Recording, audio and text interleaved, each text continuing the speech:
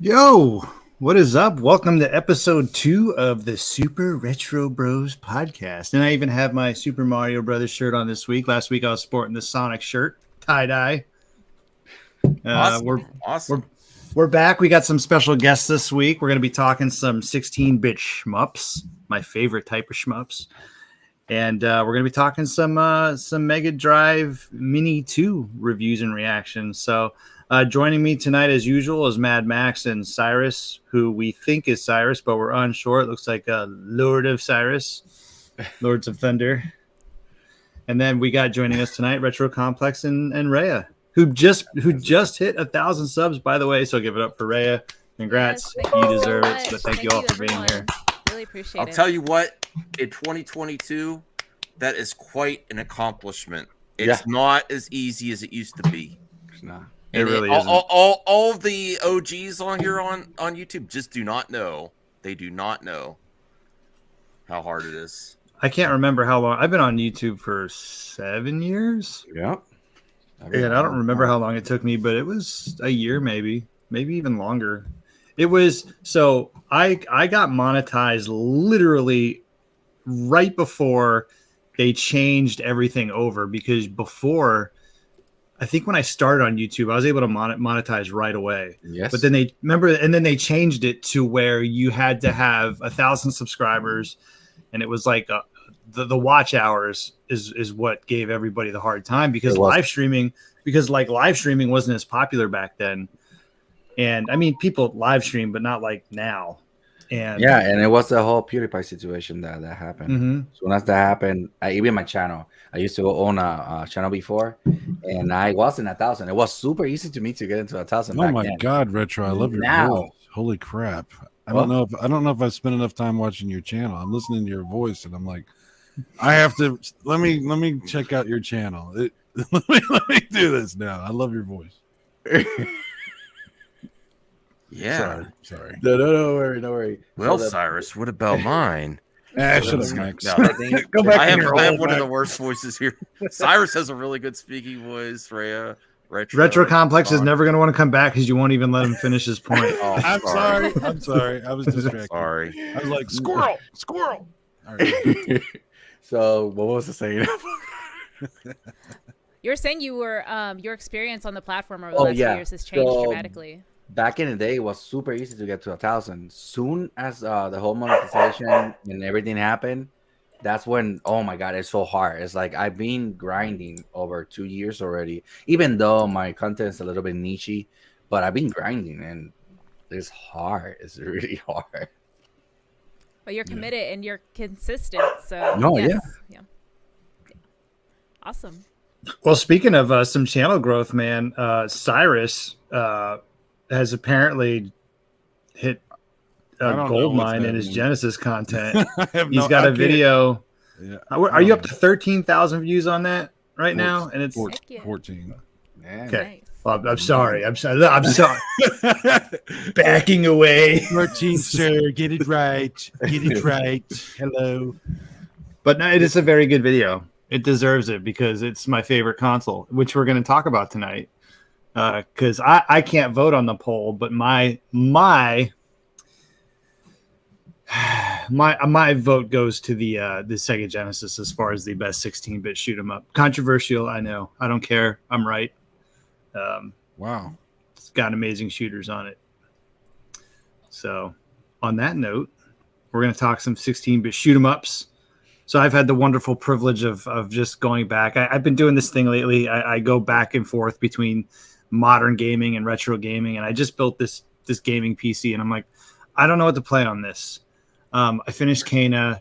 I dabble in modern warfare a little bit here and there just for fun, but I always find myself going back to retro because it's just a plethora of just amazing games that it just blows my mind. How, I grew up, my first console was an NES. It blows my mind how I can go back to the consoles that I grew up with, NES, Sega Genesis, PlayStation, and find these games that I've never like even heard of before. Mm-hmm. And I got on this shmup kick. I don't know, probably Cyrus's fault. I'm not sure how this happened. but I just kind of went down this rabbit hole, and I did a shmup video, and I was like, reached out to Max. Max is like, dude, it's a good video. We need to talk about this. So we'll do this, right? So I can't vote on the poll, but we'll go around the horn here. I'm going to say Sega Genesis. I have a few different favorites. I would say as far as my actual favorite shoot 'em up on the Genesis would to this day be Truxton, but I think there are some other good ones on there as well. Wings of War is a good one. And I've gotten really behind Fire Shark lately, which is a great one. And so I'm going to vote Genesis. Although TurboGrafx 16, there's something to be said about those shmups. So Retro Complex, I'd love to hear your thoughts as I know you're a huge retro gamer. I grew up with a Super Nintendo, sadly. So all I know was, because I back in the day, my mom didn't want me. I don't know why. She didn't want me to buy a Genesis. No matter what I tried, no matter what I begged for, the only thing that I got close to Sega was the Game Gear. That was it. So everything was Super Nintendo, everything was Nintendo. So I grew up with R-Type. That was my shooter. Which R-Type? Super R-Type? Super R-Type, yeah. Oh, okay. Yeah, that was my thing. R-Type 3 is amazing on Super Nintendo. That's a great one. Super R-Type's cool. It's just got a lot of slowdown, but it's still really cool. Yeah, those are the games that I grew up with, at least. I don't know much about shoot-up, depending on the shoot-up, because you can consider a shoot-up like Cuphead will be a shooter-up, right? Because that's like a side-scroller shooting. And never apologize for owning a Super Nintendo. It's a badass console. I was a Genesis kid, and when I always go back to Donkey Kong Country, I was a huge Genesis kid. Obviously I had that's really fucking bright. Oh my god! But, the screen is huge. But I had a Genesis. My first system was an NES, and then I just remember seeing Sonic, and it was for the older kids and Streets of Rage. And I'm like, I have to get a Genesis, so I bugged my parents for a Genesis. Man, I tried. And then when Donkey Kong Country came out, my cousin got it. My cousin was like a year or two younger than me, and I would go over to their house all the time, and they got Donkey Kong Country, and I went, oh, holy shit. I think I got the wrong console because this looks amazing. Like me and Cyrus were talking about this the other day. I think unless you were around when that happened, when Donkey Kong Country came out for the Super Nintendo, I don't know how many people can really like look back without kind of having been there and really appreciate how like amazing that game looked and played for its time. I was telling on one of my videos about I had the same thing happen to me with the Sega CD when I saw Sylpheed, and I was like, oh, this looks amazing. It's funny how there's always that one game that's on another console and you're like, what? What did I miss? Yeah. I apologize to Ray. I don't know if you're a huge shmup fan. I don't know if you've played a lot of shmups in your day, but you could definitely talk about the Genesis, though. Yeah, so I'm just like here to absorb and get some recommendations on the shmups, to be honest, because that's a genre that I totally missed out on as a kid. I remember mentioning a few times that my first console that I owned outright was a PS1. Oh, wow. Yeah, so this is all new information as far as like these titles that y'all are recommending. Can I give you a straight up recommendation right off the bat? It's Lords of Thunder. I'm kicking you off. No. It's a Genesis shooter. It's a Genesis. Oh, okay, I'll allow it. Play, but you have to read the dialogue when you play this game in the opening cinematic. Play Zero Wing, and just read the opening stuff. It's hilarious. You will have a great time just reading the poorly translated opening sequence for Zero Wing. Zero Wings. That sounds like a game that would be fun to stream, just like to narrate the poor translation. You'll have a good time with that one. Trust me. Oh, here it is. Zero Wing. Jeffrey Miller, thank you for the $4.99 super sticker. We really appreciate you supporting the show. Make sure to sub to all my friends here. We're gonna make this Super Retro Bro show a pretty legit series. Lots of guests, lots of fun, spreading a lot of positivity and love to all the gamers out there. So appreciate the support.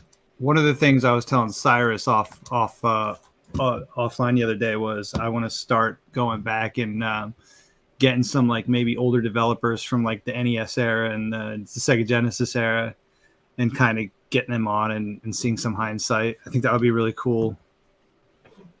Yeah, I would love that. I actually found a really cool. He also has a YouTube channel. What's his Racket Boy? Oh, never mind. I thought he had a YouTube channel.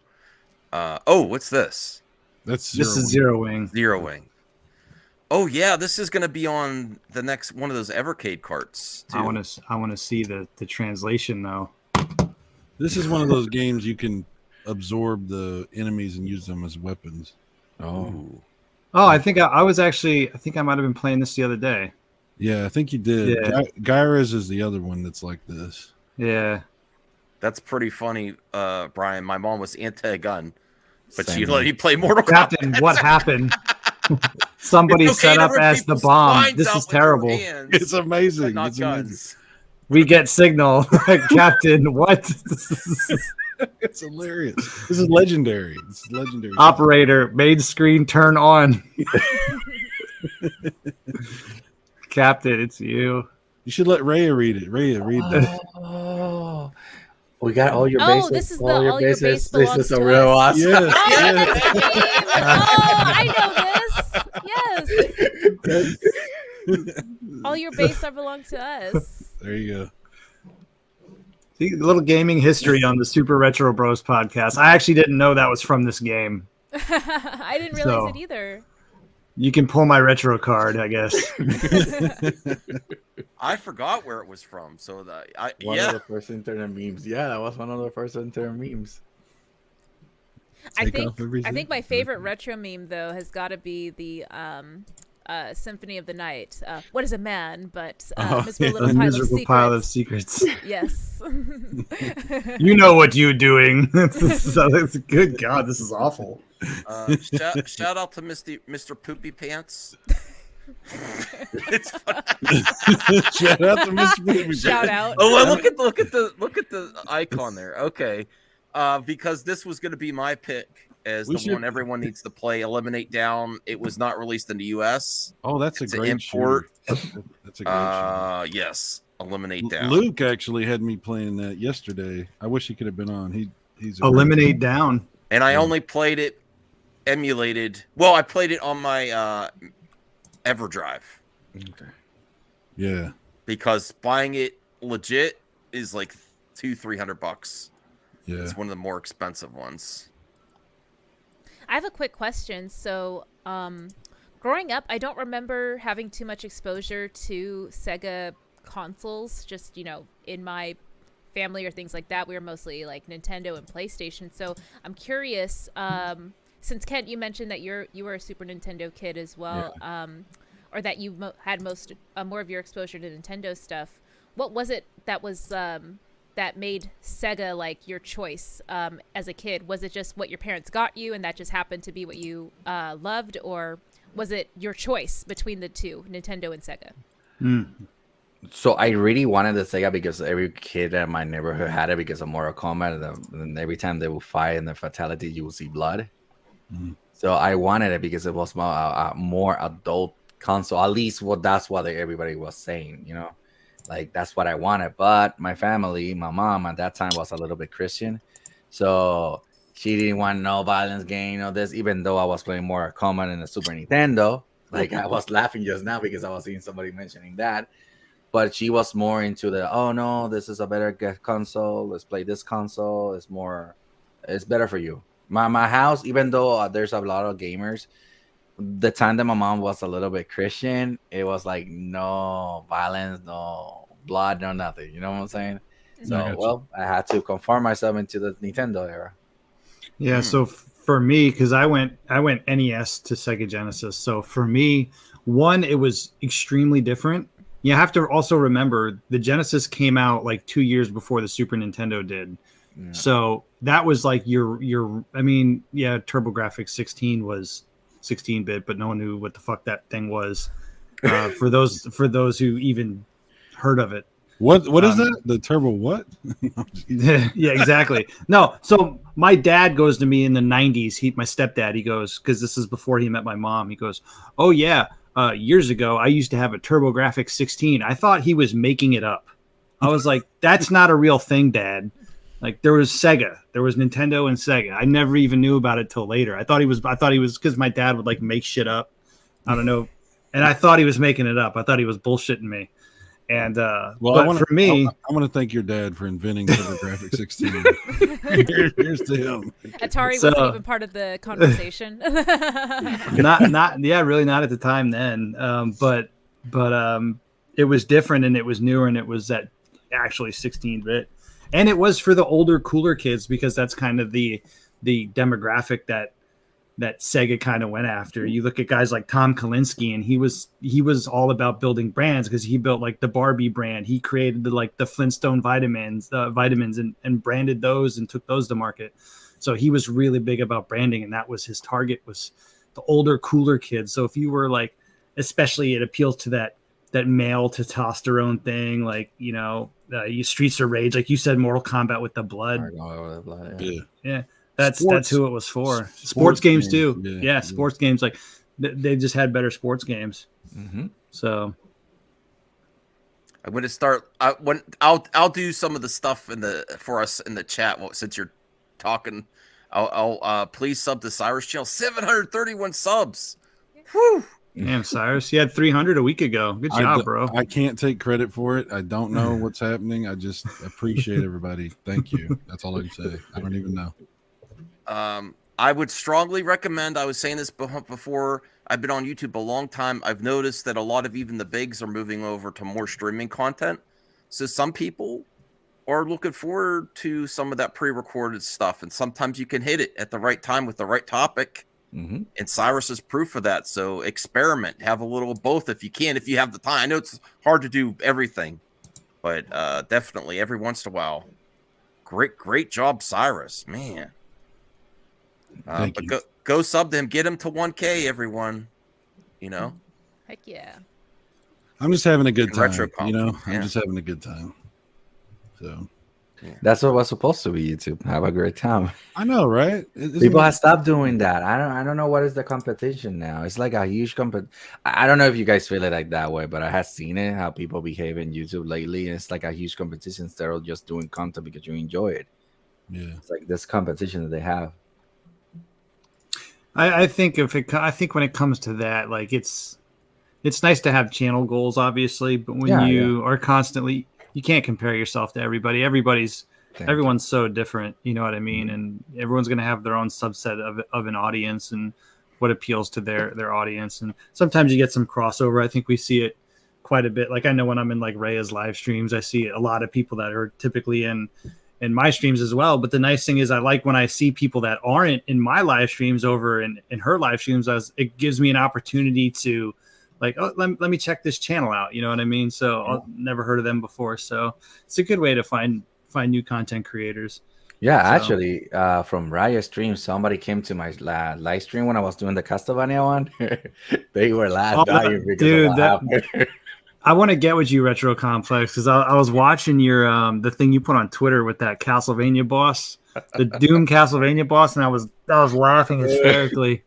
And I was like, I got to start doing shorts like that. But the one time I tried to make a short, I edited it on my computer, and then I went to go on my PC and upload it through YouTube, and there was like no way to upload a short. I'm like, okay, I must be doing something wrong. Oh, because I can explain to you that really fast. It's just you had to allow. It had to be specific, 59 seconds. It had to be really specific. But it can be shorter than that, though, right? Yeah, it can be shorter than that. Yeah, it can be shorter than that, and it has to be like in a phone, like you record your phone. You know, when you're recording your phone like this, it had to be that same actually size. I don't remember. I think it's 600 by 6. Something like that. I don't remember right now. Okay. The 9 by 16. Yeah. 9 by 16, something like that. Yeah. It might have been the because I edited it in like normal screen size. So I was like, whatever. Okay. Anyways, I didn't want to go off topic. I'll figure it out. So Max, what about you, man? Like, how familiar are you with shmups when it comes to the 16-bit era? Also, what's your vote? I went with Sega Genesis because you pressured me. I thought you were going to listen to the show. We were all going to get banned. They all have great shmups. I think my favorite shmups, though, even though there's not as many, I love the Neo Geo shmups. Oh yeah, Blazing Star, Pulse Yeah. Star, Blazing lasers. No. That's TurboGrafx. Blazing Star, right? Arrow Fighter. Oh, you're talking about Neo Geo. Okay, I'm sorry. What is? There's another one that is Neo Geo 16-bit though. That's not a 16-bit console, is it? Well, it's kind of They call it 24, but it is 16-bit. But what's interesting is, but it does stuff that like the Sega Genesis can't do. Well, what I was going to say, what's fascinating is the Neo Geo has a beefed up processor that's exactly the same one the Genesis has. So interesting. It's almost like a Genesis Pro.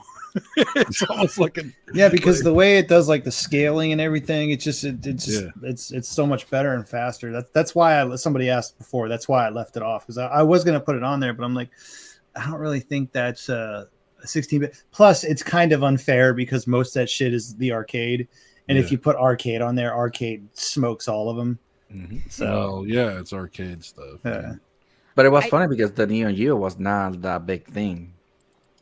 Because it was too expensive. Yeah. It was way too expensive. That's why. Yeah. What was it, like $800 or something like that when it came out? Let me see. It was a lot. The games were like $200 a pop too. So. Really? Ray, were you trying to say something? We're talking. Oh yeah, I wanted to ask Max. So when it comes down to like your preference for Genesis, was it more just like that was what your family gave you access to, or was it your choice between Nintendo and Sega that you just was it Sega Genesis out before Super Nintendo? Yeah, 2 years. Yeah, so the Sega Genesis came out before I could even think about the Super Nintendo.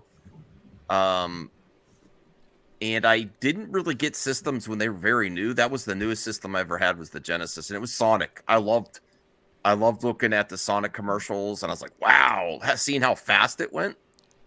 Blast processing. I don't know.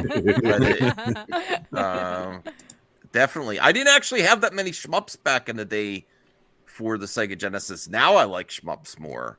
But back when they were, a lot of the best were made, I wasn't valuing that much. Dude, I didn't either. Shmups for me is something I got into later on the Sega Genesis. Platformers and beat 'em ups were my puzzle games and stuff like that. Yeah. I think the one that I played the most was in the NES. In the original NES was Commando, but that's like the shoot 'em up that you shoot. I don't know if you guys ever played that game. Commando, yeah. Commando. I had that on the Apple computer. I played that game. I played that game so much, it was hilarious. I played that game. And I used to like sports games, like the NHL games on the Genesis. Oh, I love those. Yeah, dude. All of the NHL, the Madden games, the Joe Montana football. Joe Montana back to pass. The sports talk football. Better hurry. You gotta do like this. Sports talk football, man. Me and my dad used to spend hours playing that game at night. After everyone went to bed. Everyone's saying rip Twitter. Did it go down yet? What happened? Well, why would it be down? They're saying that the decisions that it's off topic, but they said it might go down as early as tonight. Everyone keeps just saying it. People are dramatic. Right now. It's not fucking going anywhere. Okay. Okay. Sorry. I actually. Yeah. Oh, go ahead. I was gonna ask Sai. If I take it that you're around for like a lot of these console launches. So were you just more?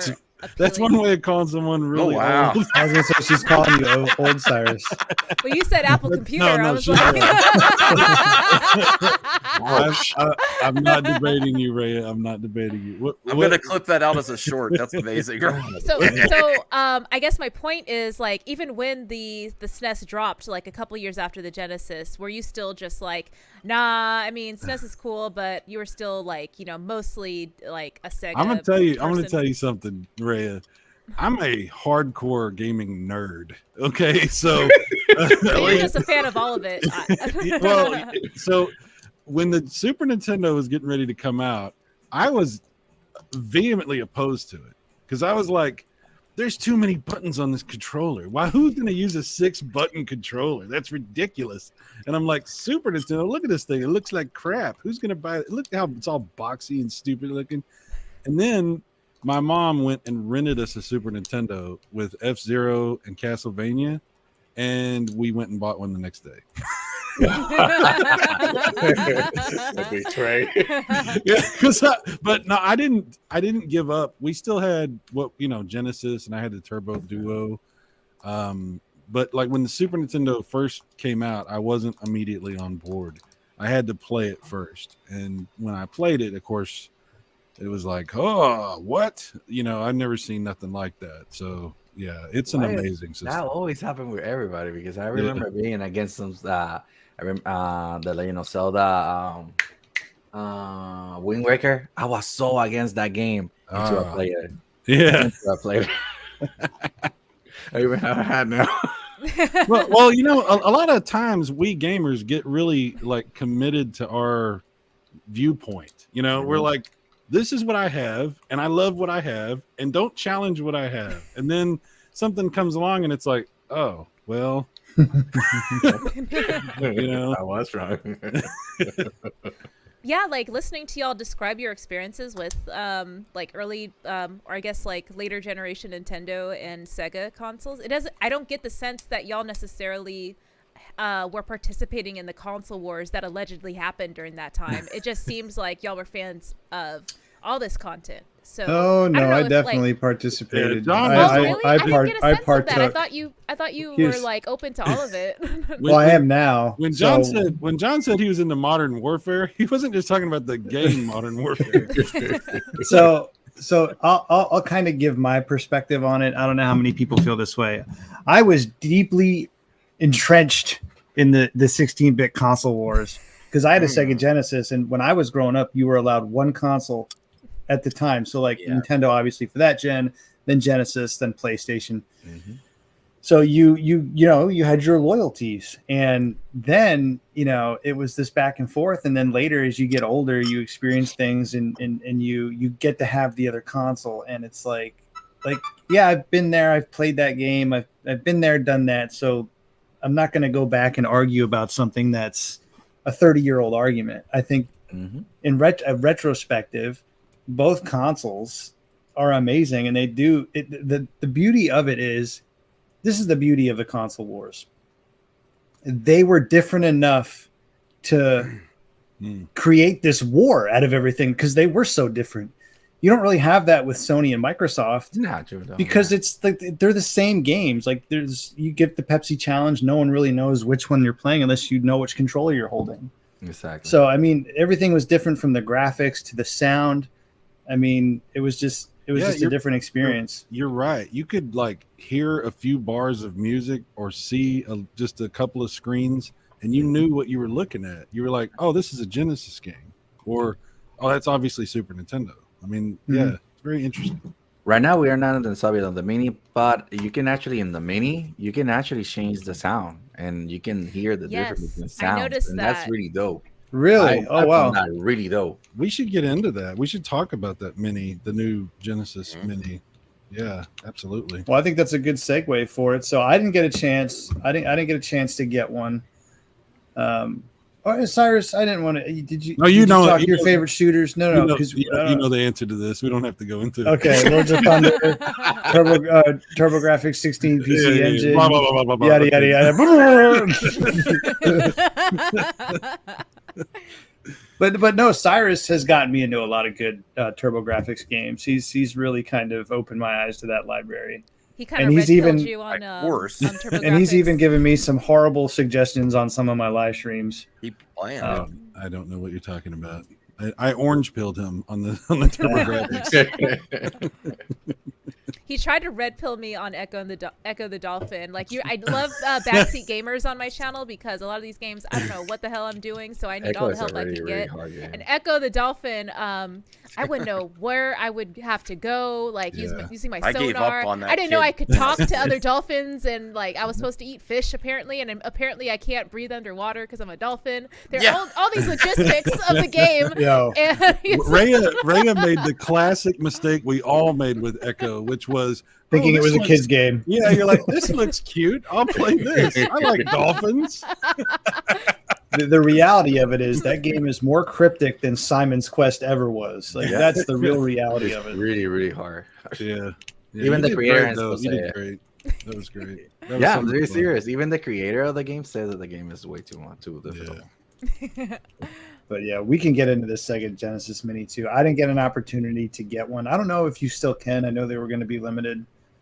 I think you still But can. I know, Ray, you've been streaming it. Retro Complex, you said you have one. So Yeah. I'll give the floor to Retro Complex. Just give us your overall experience with it. I don't know how familiar you are with emulation, but how does it hold up to like other forms of emulation and whatnot? It works. It works really good. I like the music. Not like I think this one I have them both here. The first one had a little bit of issue with the audio. This one is just crisp. Because you can select the different audio with the new one. And it's great. It is crisp. Another thing is the emulation is like to the point. You don't have like the lag and the buttons that the original one had. Supposedly a bunch of people are saying they had.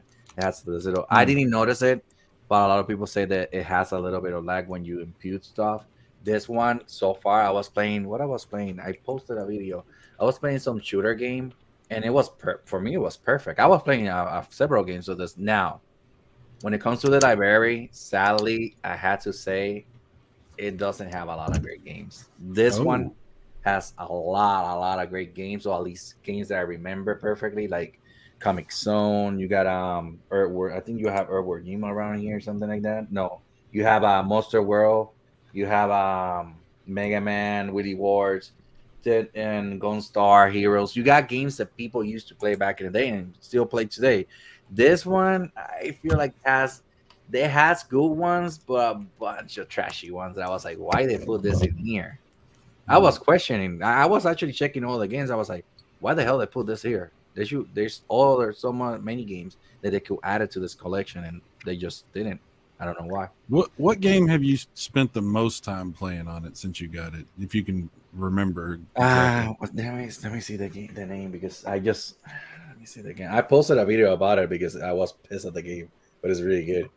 I remember Final Fight CD was pretty good. That's the one game I had for Sega CD. Yeah, but any beat 'em up is pretty good most of the time. Let me see. I'm looking for the name right now. Where is it? I was talking about it. Right, you can talk into it. Can find it if you want. Oh yeah. Kent, to your point that a lot of the titles you're like wondering why did they pick these ones? I think it's because this is basically part 2 of the Genesis library that wasn't included on the first console. So a lot of them come off as deep cuts to you and certainly to me. Like there are a lot of titles on there that I never had the opportunity to even like know existed, or I might have heard in passing on other retro YouTube channels. So I can't speak to like quality necessarily because like I've only checked out maybe like 20% at most of the titles on the console so far on my channel. So there are a lot of ones that I still need to experience personally. You know what the best reason to get this is? What? Sonic CD. Oh no. Yeah. John's not a fan of the Sonic CD. Really? Yeah, he's got problems. I don't know. Don't get me started. Right. I have enough enemies. I don't need more. When he was a kid, Sonic CD had candy and was trying to get in the back of a It van. came into my room one night. I was half asleep. Sonic CD thought I was sleeping. It was not. It got really fucking dark. That's all I'm saying. Here's a list of games. I like Sylpheed. Sylpheed's amazing. It's they did. That a shmup? Robo-LS is Musha, bro. That's essentially the it's Musha better. It's Musha. Musha better. Yeah. Echo CD versions. That's what Ray was playing. Ray was playing the CD version with the music, the really good Truxton. That's the music was good. Yes. It's got Desert Strike on it. I'm not a big fan of Truxton. I'm sorry. Oh, they put Streets of Rage 3 on this one? Yeah. What's good about that is I think you could play the Japanese version. It does. It has. Better. They cut out the stuff though. They did? Yeah, they changed it. Streets of Rage 3 is a little infamous in Japan. It has some stuff that you wouldn't get away with today. With the Running Thunder is the name of the game. Running Thunder. Rolling Thunder. I'll just say social stuff. Social stuff. Okay, fair enough. Yeah. I think for me, adding on to what Ken mentioned about a lot of these more obscure titles that I never really heard of. Still have to make my way through the library, obviously. But as far as like the build quality and comfort of the controller, I was a little concerned that the weight wouldn't be as comfortable long term playing. But I got used to it over time. So I tend to really not like weighted controllers necessarily, but ones that since I'm more of a handheld player, ones that I can actually grip and feel some sort of weight around. But other than that, the buttons response rate, to Ken's point, very accurate, crisp, very accurate. And you know what I realized? I'm sorry, go ahead, keep talking. I'm pulling this out. Go ahead. Okay. Let me see. Games that I have played on it so far. I mean, I got to experience Earthworm Jim, Toe Jam and Earl. Toe Jam and Earl was, speaking of cryptic games, that was another one that I needed assistance from the audience as far as how to play that. So shout out to Uyumiko for helping me with that one. And I enjoyed that a lot of those games have a similar aesthetic as far as you could tell that was a 90s game. A lot of these a lot of cartoons and video games like the ones I just mentioned, like Earthworm Jim and Toe Jam and Earl, they just have that sort of gross out humor and sort of similar funky sort of hip hop inspired sort of soundtracks as well. So you could tell what era it came out. There was a very specific period in time in the early to mid 90s where that was a very common thing for a lot of content aimed at young people to have these tropes in it, So I appreciated that. It was like a time capsule, basically. What I was going to say, Raya, was I'm going to try and pull this up here. It looks like you're talking about the controller, right? Yeah. So I have let's see if I can pull it up over here. Let's do this. All right. So can you see that? No. Oh, No. might have to All put right, it hold on the on. screen. Yeah, my fault. So I'm going to boomer this. But you see that controller there, right? Yeah. The boomerang. So it looks like a Hyperkin controller. It looks almost just like it. This is a Hyperkin controller for my Genesis. I love this controller because the nice thing is it has these grips on the back. John, I'm glad I have that exact same controller. This is by far the best controller there is. I was it's got a actually mode button on it. Thank you for saying that, because I was going to recommend that same controller. That you guys would not believe how much more comfortable it is with those grips on the back. It's really nice. Yeah. No, that's sick. I was asking my audience too. I'm like, oh, there's hella multiplayer games on here. I wonder where you can get an extra controller that will be compatible with this console. And then I think someone even mentioned Hyperkin. Hyperkin, yeah. I have 15 of them. If any of you, I'm serious. Because I used to have a website where I sold Hyperkin products. Oh. And I don't have that website anymore, so I have a ass ton of Hyperkin controllers and other stuff. So Ray, if you want one, just send me a message. You could pay for shipping and just give me a couple bucks for it or whatever. But actually you might not be able to use it because it's for actual Genesis. I don't know if that has. Can you use a regular Genesis controller? It's a USB. On the. It's USB. Oh, okay. So yeah, never mind. Won't work. USB. Just in case I have it here in front of me. Well, the cool thing about this one is it has Retro Complex. If you could show the cartridge slot, it moves. It moves. That's a nice touch. Yeah. The Japanese version, if I can recall, and Raya was talking about it. It comes with a little Sega CD, whatever, the mount in the front or the mount on the side, something like that. And you can actually hook it. Yeah, those might be sold out. They don't function, but there's no functionality. But those are cool, that thing is really small. This is crazy how small that thing is. Yeah, I wanted to ask you guys that have this Raya and Retro. Do you feel like this console is sort of the companion for the first one? Like they kind of go together. That's what I was thinking was Raya was talking, because in the original version and the mini one, they brought so many like bangers. Like every single game in here for me is a banger, banger, banger, banger. And then they bring this one, and some of them are a miss, in my opinion. Like I tried to play most of it before the stream too, because I wanted to see more. But most of them I was like, I don't like this. I don't like this. I don't like this. While in this, I had so many that I can be all day playing nonstop. So so I think it was like that. It was like, I'm gonna give you this extra, and then you buy more if you want to. The second version. At least they didn't try to do like they didn't have any duplicate games. That would have been really frustrating. Yeah, even with the improvements in the build games. quality and all that stuff, having repeat games would be really frustrating. Yeah, because I own both. So yeah. That would have been so amazing if they used that little slot and did something like the Evercade, like it unlocks ROMs, and so each publisher would sell Sega packs. That would have been amazing. You know, you brought up something there. Have you guys thought about hacking your consoles and adding ROMs? Yes, I have thought about it. I want to put Lunar. I want to put Popful Mail. Like those are my jams. I know those are on the Japanese version that Ken was talking about, but yeah, it's not on the one I have. The original Mini, you could just want to get that blue stick. What are they called? They have them for the PlayStation 2, and that's pretty much the easy one, right? Yeah, True blue. Retro's not having it. He's not down. Oh, really? Yeah, he's not down with it. Everybody has to tell me, hack your Steam Deck. Hack your. No, I will not. I'm sorry. No, I want it like it comes. That's how I want the experience to be. I'm kind of with Retro Complex on this, because I feel like we live in this like world of technology where you can literally put these games on just about anything. Sometimes it's kind of nice just to have like a novelty like that, to where it's. For that, just get this. Yeah, exactly. Yeah. It's just built to where it's, kind of how it's supposed to be. Yeah. So I totally get that. I mean, I can emulate on, but it is still 4 or 5 different things. I love the EverDrives. That's my favorite thing to do. Yeah, I still want to get a Super Nintendo one.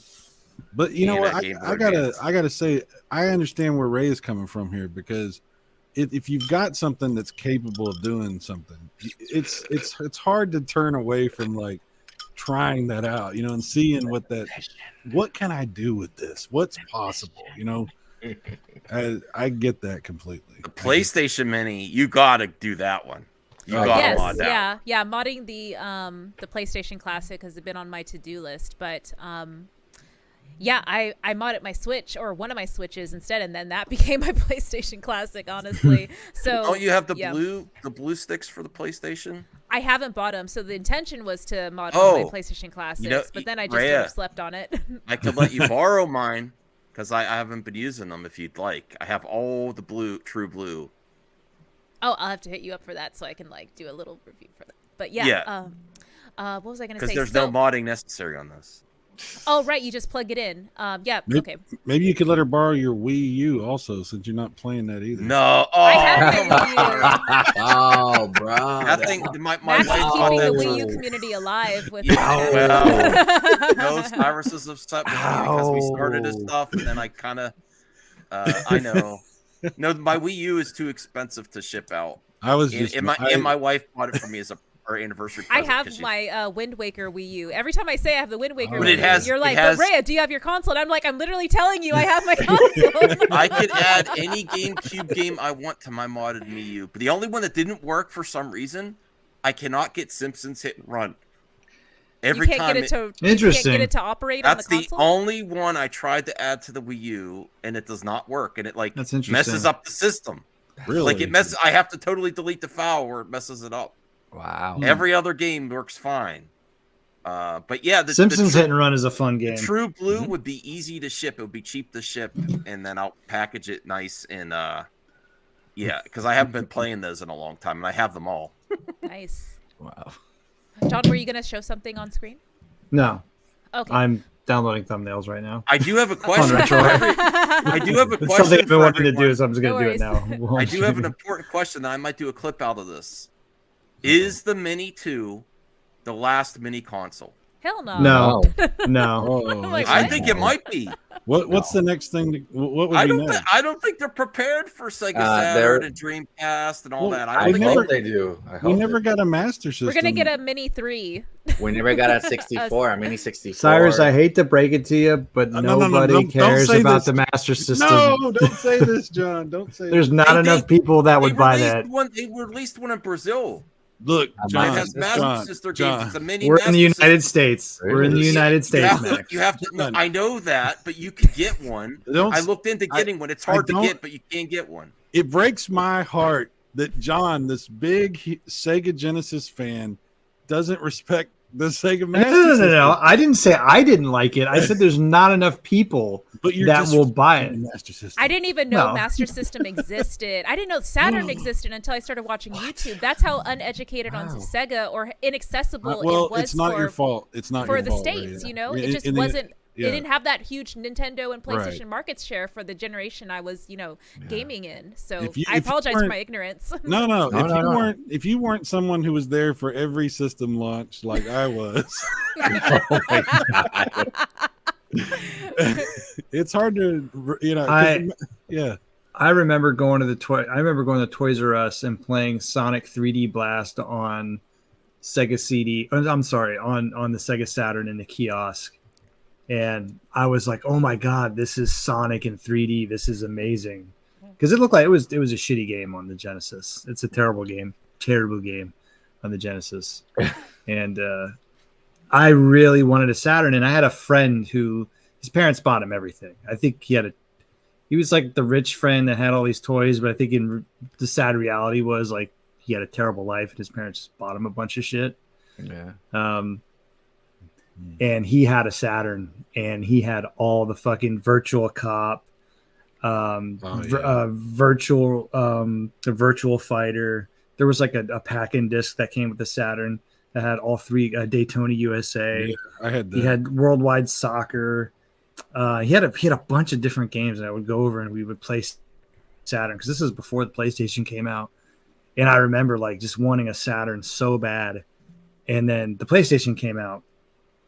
And then I was like, well, fuck that Sega Saturn. That thing sucks. I want this PlayStation, Then I got a PlayStation. And then later on, my buddy, same friend, got a PlayStation and then sold me his Sega Saturn years later. So we were like, God, this is probably like the late 90s then. So I'm in high school at this point.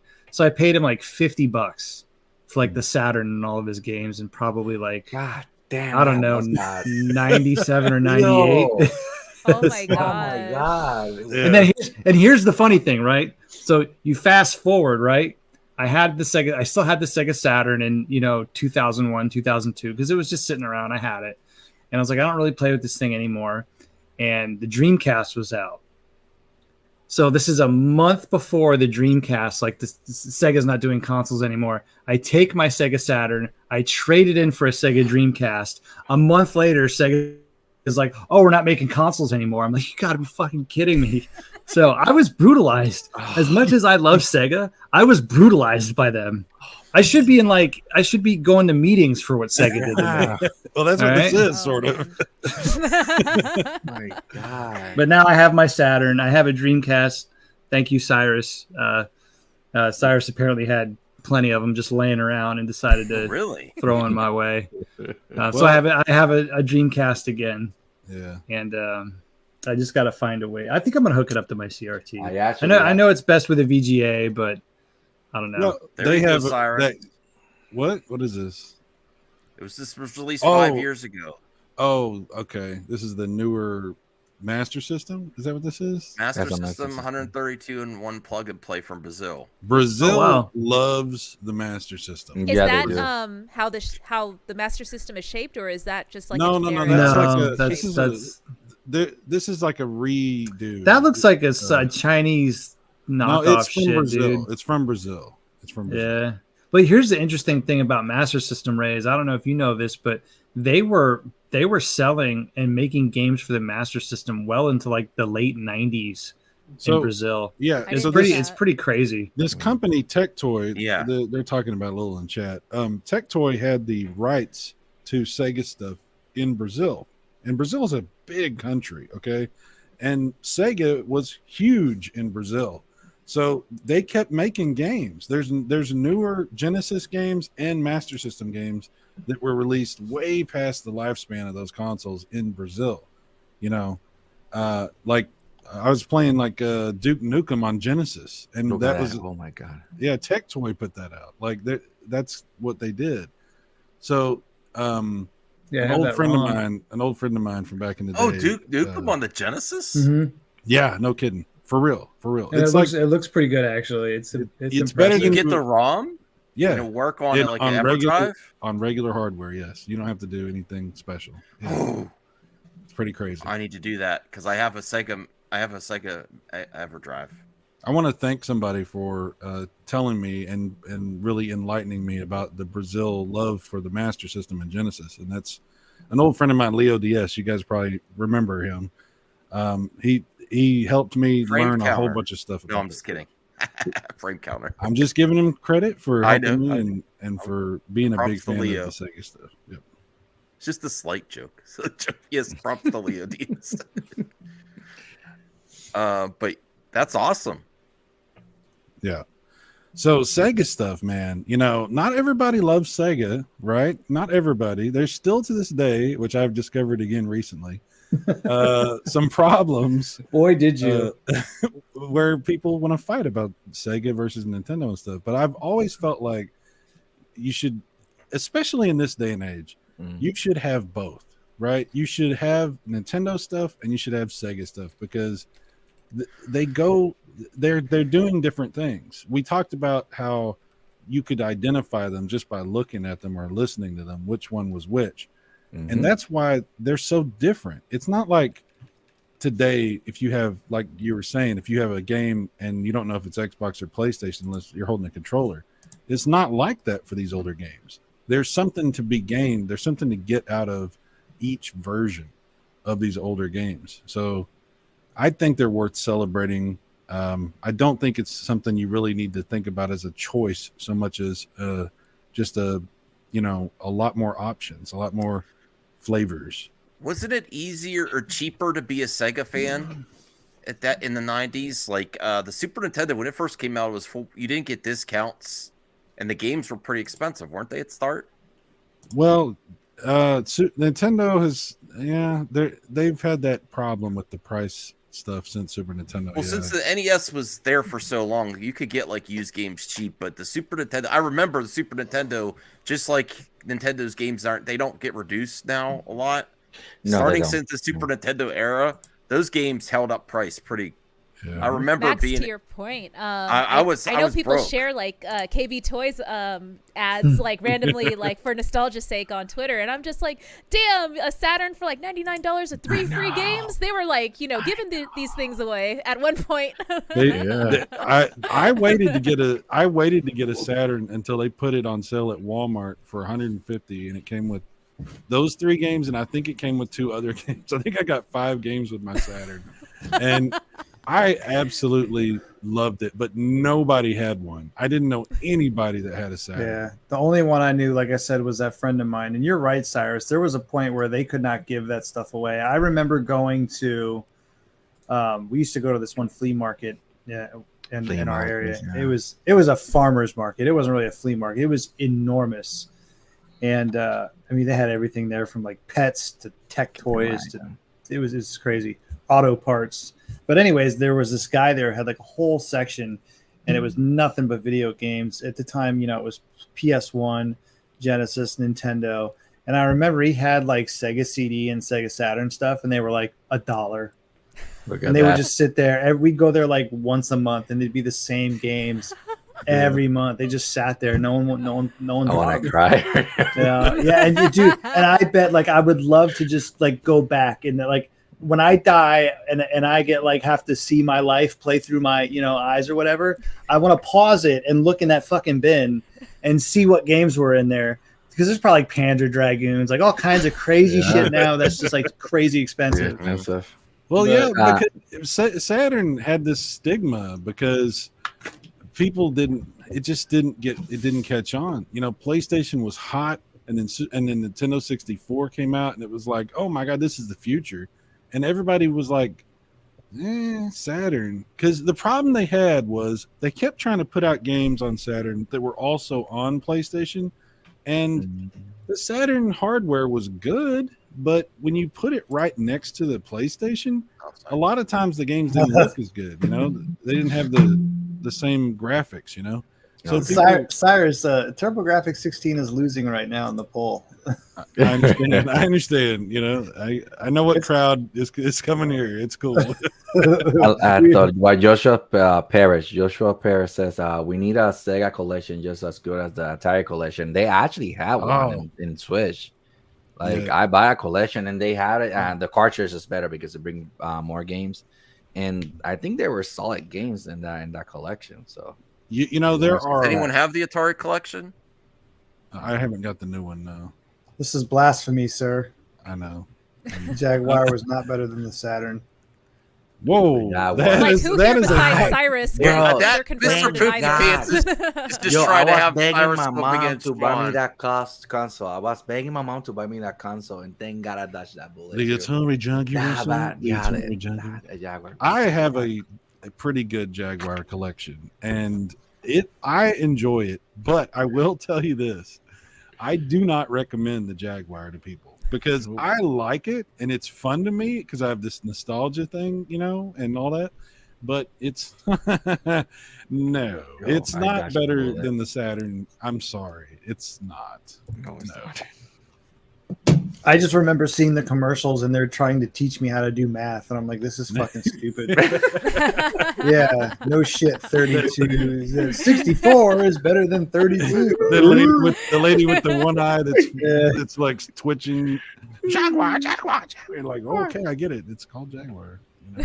And for me, like, because you know, for me, as somebody who missed the Atari gaming age and missed the 70s and very early 80s era of gaming, I thought that was just old junk. Like Atari was just, to me, was just an old name that it reminded me of like old crappy technology, you know. Oh my goodness. I'm sorry, Cyrus. I know. So I was like, yeah. All right. you know one that I wish I would have is and I think it would have been cool if they would know how to do the whole thing, is the Virtual Boy. I always thought that idea was great. Just didn't know how to go about it. The Virtual Boy? Yeah. You know, the problem with the Virtual Boy was that they tried to tell us it was a portable system. It wasn't portable. I played one at a Sears once, and you literally had to like lock your head into it. And it was weird. But there was also like all these rumors about it that scared people, because people were like, oh, you can't play it for long or you'll go blind, and they will make you dizzy. I know, because I play with one. And it's weird how it fits in your face and stuff. Yeah. And it will make me dizzy. I don't know other people, because I cannot watch movies in 3D. Right. Because movies in 3D make me dizzy. So it could be that. But I think the idea was great. It's still great. The only thing worse than the Virtual Boy was, I don't remember what it was called, but it was this thing you put on your head, right? And it had a wire that went down to a controller. And there was a little piece that came down and it sat in front of your eye. And the game. Is this real? Yes. Yes. It's real. I don't remember the name of it. My buddy had the same rich kid I was telling you about. Had one on the bus one day. You know what? Take it home. I remember, but it was all that. It was that red color, and there was like Mario games and shit on there. Okay. Yeah. What was that called? It's the R-Zone. Was it the R-Zone? Yeah. Maybe it was the R-Zone. Yeah, that's what it was. I have 2 Super Scopes and 1 box. Yep, that's what it was. It was the R-Zone. Yeah. You know what the problem with the Super Scope was, Max? You would never remember. Oh, it's made by Tiger. Okay. Yeah, Tiger. So yeah, R-Zone is made by Tiger. Interesting. Huh. Yeah, the problem with the Super Scope is I never remembered to turn the power off on that switch, and it took 6 AA batteries. And every time you forget to turn the power off, it would drain all those batteries. Good times. I found did any of y'all own a Nomad, or what was the other one? Yes, Oh, I the sold it Nomad. recently. Game Gear or Man. Nomad. I used to want a Game Gear. I have a Game Gear. It's that's a classic system. I love the Game Gear. The Nomad it came out so late. Like when I sold my Game Gear to get a Nomad at the game store. the Nomad came out after nobody cared about Genesis. Like when people had already moved on to, I mean, I'm not saying nobody, but when people had moved on to other things, it came out in like 95 or something like that. Like I still have my Game Gear carrying case. That's it. Man, my Game Gear, the Game Gear has the problem that the screen and the top gets broken. I don't know why. Yeah, it gets broken. It's like a black line. Like dead pixels? No, like a black, like a dead pixel, but like a whole line. It's a LCD. It's just not. It's old technology. Well, I looked in the eBay because you could ship them to someone and then repair it and send it back with good ratings. But I was like, I'm just gonna sell my Nomad because my Nomad with the screen looked horrible. It still worked, and then also the direction pad was like weird. Oh, like you hit left, and it would go right. I'm like every once in a while, it would just weird. Yeah. Oh, you had drift on your Game Gear? Yes. Nomad drift. Nomad drift. Oh my god! You know that the Game Boy, the Swish drift is just they did really bad because I buy a knockoff from China. I replace it with a knockoff of those, and I had never had that drift anymore. And with the Orino you one, repaired your own Joy-Con? I repaired my own Joy-Cons and everything, and I changed it to ones that I bought from Amazon, and never again drift no more. Dr. Blue, if they had Kasumi Ninja on there, it would sell so many more copies, I think. They're saving that for the next collection release next year. It's not great. It's not great. It's just weird and it's okay. It's not great. I was gonna say, Max, if you have a Nomad with drift, then you just have a Mad. It's not a Nomad. But never mind. I found this article. I've been there since every game system launched. This has all the Genesis shmups on it. Oh my God. Thunder Force 4. This is the one I like. Eliminate Down. Musha. So I gotta ask, like, for me, because I'm just like, barely now experiencing a lot of shoot 'em ups. Apparently there are like different ones that like are called like bullet hells, like some that where I'm feeling overwhelmed. Apparently that gets even worse on some games. So like, are any of these considered bullet hells? It's an interesting designation, and I think there's probably some debate about what a bullet hell is and isn't. Like you could barely move like a couple pixels and go back to the right.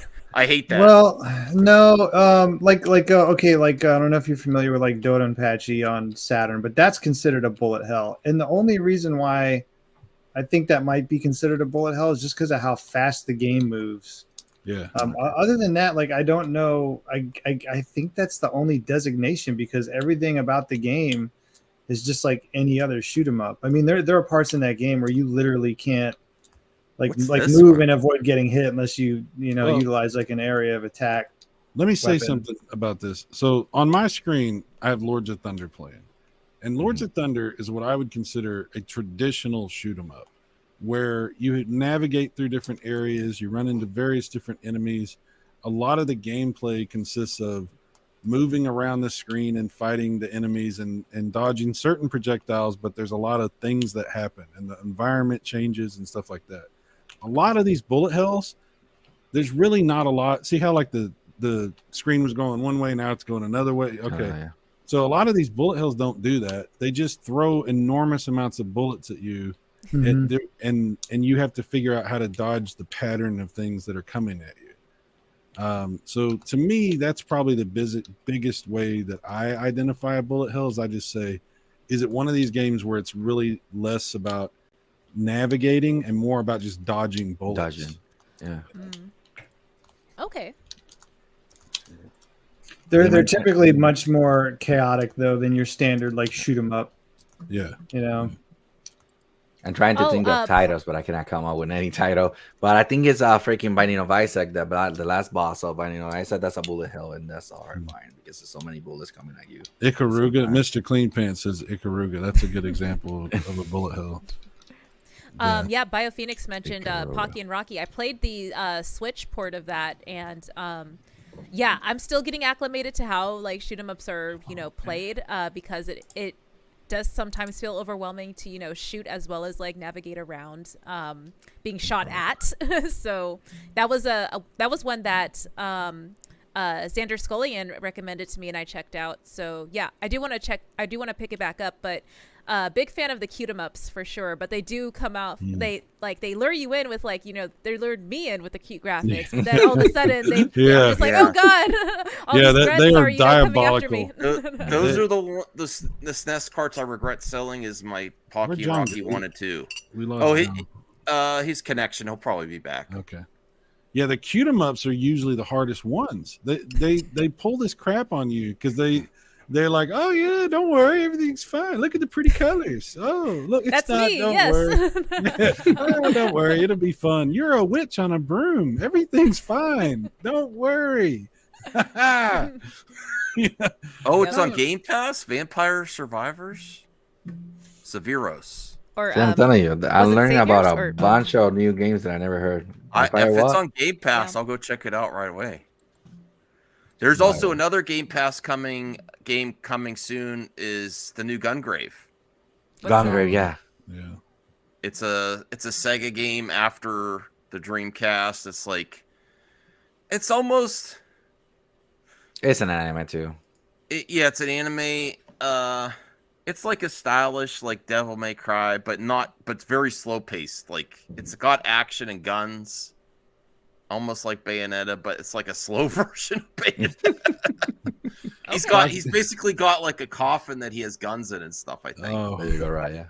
I sent that in private. Dr. Blue I'll brings check up. it out. I'm gonna open it on the tab. Well, Dr. not like yeah. Oh. Oh, go Dr. ahead. Blue brings up Trevor McFur for the Jungiwa, the Atari Jungiwa. Trevor McFur is one of the weirdest games. It's a shoot 'em up on the Jaguar, and it looks like all the graphics for the game were just thrown together from clip art from like Adobe or something. I mean, it's really hilarious. Like the game is weird, but it's fun. It's and a lot of times these games are just weird looking, but they're actually a lot of fun. Like the chicken game, what is Alien Soldier? You have played that one? Yes, Alien Soldier. Yes. So weird. The chicken game. It looks like a chicken. This game looks awesome. Oh yeah, I opened it that's on my kinda tab good. and I was just like, damn, this looks fun. They had a VR one that I never tried, but this is like old school Gungrave. Yeah, this was a cult classic for a while. Yeah, I'm gonna refer to Alien Soldier as the chicken game from now on. Yeah, it looks like a chicken. That's funny. That is a really fun game too. And Yeah, one of the best- it is. Hello Yeah. from Portugal. Awesome. This, But I can't wait. I'm so happy this is coming to Game Pass. I just found out today. They drop a physical and may buy it because I missed the I first would one. I never love was to able buy to play the physical, first but I one. stopped buying physical. I keep buying and buying. So Yeah, that's why I stopped. Yeah. I'm a recovering addict. Me and Max have a problem. We have a problem. I know. I have your old PS5, and your old PS5 says There you hello to go. your new PS5, Cyrus. there you go. Max got me a couple of my my. Well, I didn't get it for you. You paid for it, but I paid the shipping. He found me some of my Jaguar games. If it wasn't for Max, I wouldn't have Raiden, and I wouldn't have NBA Jam. And those And are I stopped two. going to that shop because I find stuff there all the time. I told you, don't sell me Someone anything else. sold their old So the last time I was in that shop, it was just to sell only and not get credit. Because my wife was like, "This is how you get in your problems. You take the store credit because they give you so much more." And when I was in there, they had someone sold their whole TurboGrafx 16 No. collection. God, And I was like, I am not oh, taking God. pictures. I'm not telling Cyrus. Thank you for not They doing had that. they had legit stuff in there. My God, who would do that? I'd have to be on my deathbed. I'd be like, okay, call my Well, daughter. I sold Come my get the Saturn TurboGrafx. collection, and I sold my Pocky and Rocky. And I love those games. I'm never gonna do that again. I don't care. They had to bury me with my shit. How many things bury have you me sold? with my games? Let me ask you this question: how many things have you sold retro and regret? You regret so much. My 64, I sell it with so many games, and I hit my hair up to this day. Every time I think about it, my Nintendo, I sold it too because I thought I was never gonna play it again. And I sold my Nintendo 64 collection the last few years, and then I bought Nintendo 64 EverDrive, and I bought a modded gold N64 Japanese version. Nice. It has the Ultra HDMI in it, and I'm just like, I'm just gonna sell it to make room. No, and then I'm What, gonna you play sold that. that? I'm gonna no. I sold my Nintendo 64 collection, boxed and everything.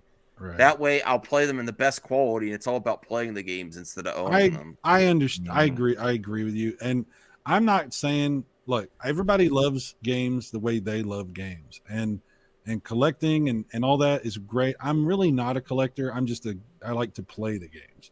So I'm a big EverDrive guy. I believe in that. That's been a great solution for me. But people that want to own the carts, I own a whole bunch of carts for a lot of systems too, and I love it. And the consoles that I own a bunch of carts for, I really would not want to go back to. I just like the carts, and so I see both sides to it. I absolutely do. Nintendo 64 is crap, and I know crap. I don't. It has games like Donkey Kong 64 was amazing. Banjo Kazooie was amazing. It had a lot of games that were amazing. Then Super Mario 64, like it was one of the biggest thing back in the day. Like that's the one that I got cheated on because the seller at the game store is the Donkey Kong 64 complete, even with the RAM cart in it. And I should have sold it separately because I saw the same store sell just the RAM cart for like $60 to $80. God damn! And it was the yellow cart. And I'm like, oh my goodness. And I'm like, well, it came in the box, so I should sell it with the. I think the person that was buying it didn't consider that, and I should have sold it separately. Yeah, I sold a bunch of stuff a few years back and regret every single thing that I sold because I sold it right before retro stuff took off. Oh my god! And it doesn't piss you off now. Oh my god! It pissed me off so much. Oh, you don't even know. The PlayStation 1 ones I regret are Klonoa. Oh my god. No way. And Elemental Gimmick Gear, which was a light gun game by Square. Do you know how much Klonoa's worth? I know. It's really expensive. I wonder if because the collection with the PS2 game and the PS1 game came out on Switch, I know me and Ken both have that. Did the price go down or not? No. It went up? It just makes the price get worse because people go, oh, well, I want the original. Everybody's like, oh, well, I want the original. Well, good luck with that. Yeah. And that's the one I really want to get is the Klonoa collection on physical. And I didn't because I'm not buying stuff. And then I also want to get, because they finally have it on physical, is Cuphead. And I'm like, oh. Cuphead, I got it. I got it physical. I have to have it. I love Cuphead. I'm still holding back. I'm like, damn it. I got it. There's some stuff that's coming out that I'm like, ugh. But I love Klonoa. I actually really like the Game Boy Advance Klonoa games. I think I still have one of them. Well, don't worry. If you want to buy a used copy of Klonoa for regular PlayStation, you can get one on eBay for about $300 right now. Oof. No. Wonder how that disc quality is, though. I have the GameCube version of Klonoa, but it's not the OG graphics. Oh, it is. I mean, the Wii version. I'm sorry. Nintendo 64 is better than PlayStation. My PlayStation 1, and I'm going to be legit, my PlayStation, and I still have them here. That was my RPG machine. Like, the only games that I play in that PlayStation was RPGs. Oh my god, the role-playing games on the PS1 are fantastic. Right? Yeah. That's all I play back then. Like RP. You know what's so funny about Breath that? of Fire 3, bro. I know I'm just barely learning about this, but I'm just like, why are not more people talking about this? You want to know something hilarious? Is the first year the PlayStation was out, there was no RPGs. Really? That Sony was against putting RPGs. PlayStation or Final Fantasy 7 saved it, right? No. Oh, The Beyond the Beyond was the very first one that showed up, and it was because Sony actively stopped RPGs from coming out on PS1 because they were like, we only want arcade style games. We only want that. And then the RPGs were out in Japan and doing really well, and everybody kept asking and asking. And finally, they started trickling them out. And it was like Beyond the Beyond, and like King's Field came out. When Final Fantasy 7 came out, that was when Sony was like, well, I guess we were totally wrong because Final Fantasy 7 is what it is what it is. But yeah, in the beginning, this console that has all of these amazing RPGs, nothing. There was nothing. It was crazy. There's a lot of good ones on the Saturn too. That's what a lot of people don't realize is the amount of it, and that have been translated now too. Yes, that's what I was going to say. There's so many that we never got that now we can play, and that's amazing. The translated RPGs for the Super Nintendo also. There's so many Super Famicom RPGs that came out that we never got that have been translated now that you can play. Another great reason to own an EverDrive or to do something like that. I think even my PlayStation 2 was I have to check, but mostly my collection is RPGs in the PlayStation 2. I got adventure games and stuff, but it's the PlayStation for some reason had the best, but at least in my opinion, one of the best RPs all the time. Like, whoa, King Sport Calls, calm down, man. No. Oh my and God. you just whoa. It's just been revoked. Them is fighting words around these parts, boy. How dare you? Final Fantasy is a lie. This fantasy seems to never end. Someone asked what Kingdom Hearts came out on. I think that initially came out on the Wii, didn't it? PlayStation 2. No, PlayStation 2. Was it PS2? Okay. Yeah. My daughter was really big into those. She loved those. I never got into them. It's really good. It's a really good series. It got at the end, but it's a really good series. John, I know that Max isn't like super big into RPGs, but what are your thoughts on them? I hate turn-based JRPGs. I can't get into them. My chest. I'm sorry. I don't like menus. For me, they're like it's like playing a text puzzle. I don't like playing them. Here's the thing. I respect them. Right? Same. I don't feel like I'm playing a video game when I play those games. I feel like I'm playing a board game. Menus. Yeah. So like a lot of them like look great. Final Fantasy 7. I've never got more than 30 minutes into that game because it's a turn-based RPG. Wow. So the worst ones are the ones that like tactical RPGs. But now you talk about games like Dark Souls, Elden Ring, stuff like that. I love games like that. And that's the great thing. RPG. That's the great thing about games is there's something for everybody, right? Yeah. So, but it is hurtful. So I actually fell asleep one time on stream. Someone said play. There was a turn-based JRPG on the 360 called something Odyssey. The very popular one. On what console? It's on the 360. It's a beautiful looking game, but it's something Odyssey. I can't remember the name of it. I think BioPhoenix in the chat actually recommended it to me. Now I was like, you know what? I'll play it. I streamed it on Twitch because at the time I was playing it. I can't remember if I was playing it on my Xbox One and it was backwards compatible. I fell asleep playing the game, like just wandering around. I fucking fell asleep. Thankfully, there was like 2 people watching the stream. Lost Odyssey, that was it. And I actually fell asleep twice playing that game. And I can't do it, man. Different strokes for different folks. Yeah, that's true. It's just like let's battle this huge epic looking boss. Okay, now go through a menu. I'm like, no. No, I want to hit him with my sword. I don't want to select a menu item to hit a sword. Meanwhile, I will play Mario. I will play Mario RPG. That is one turn-based game that I do like.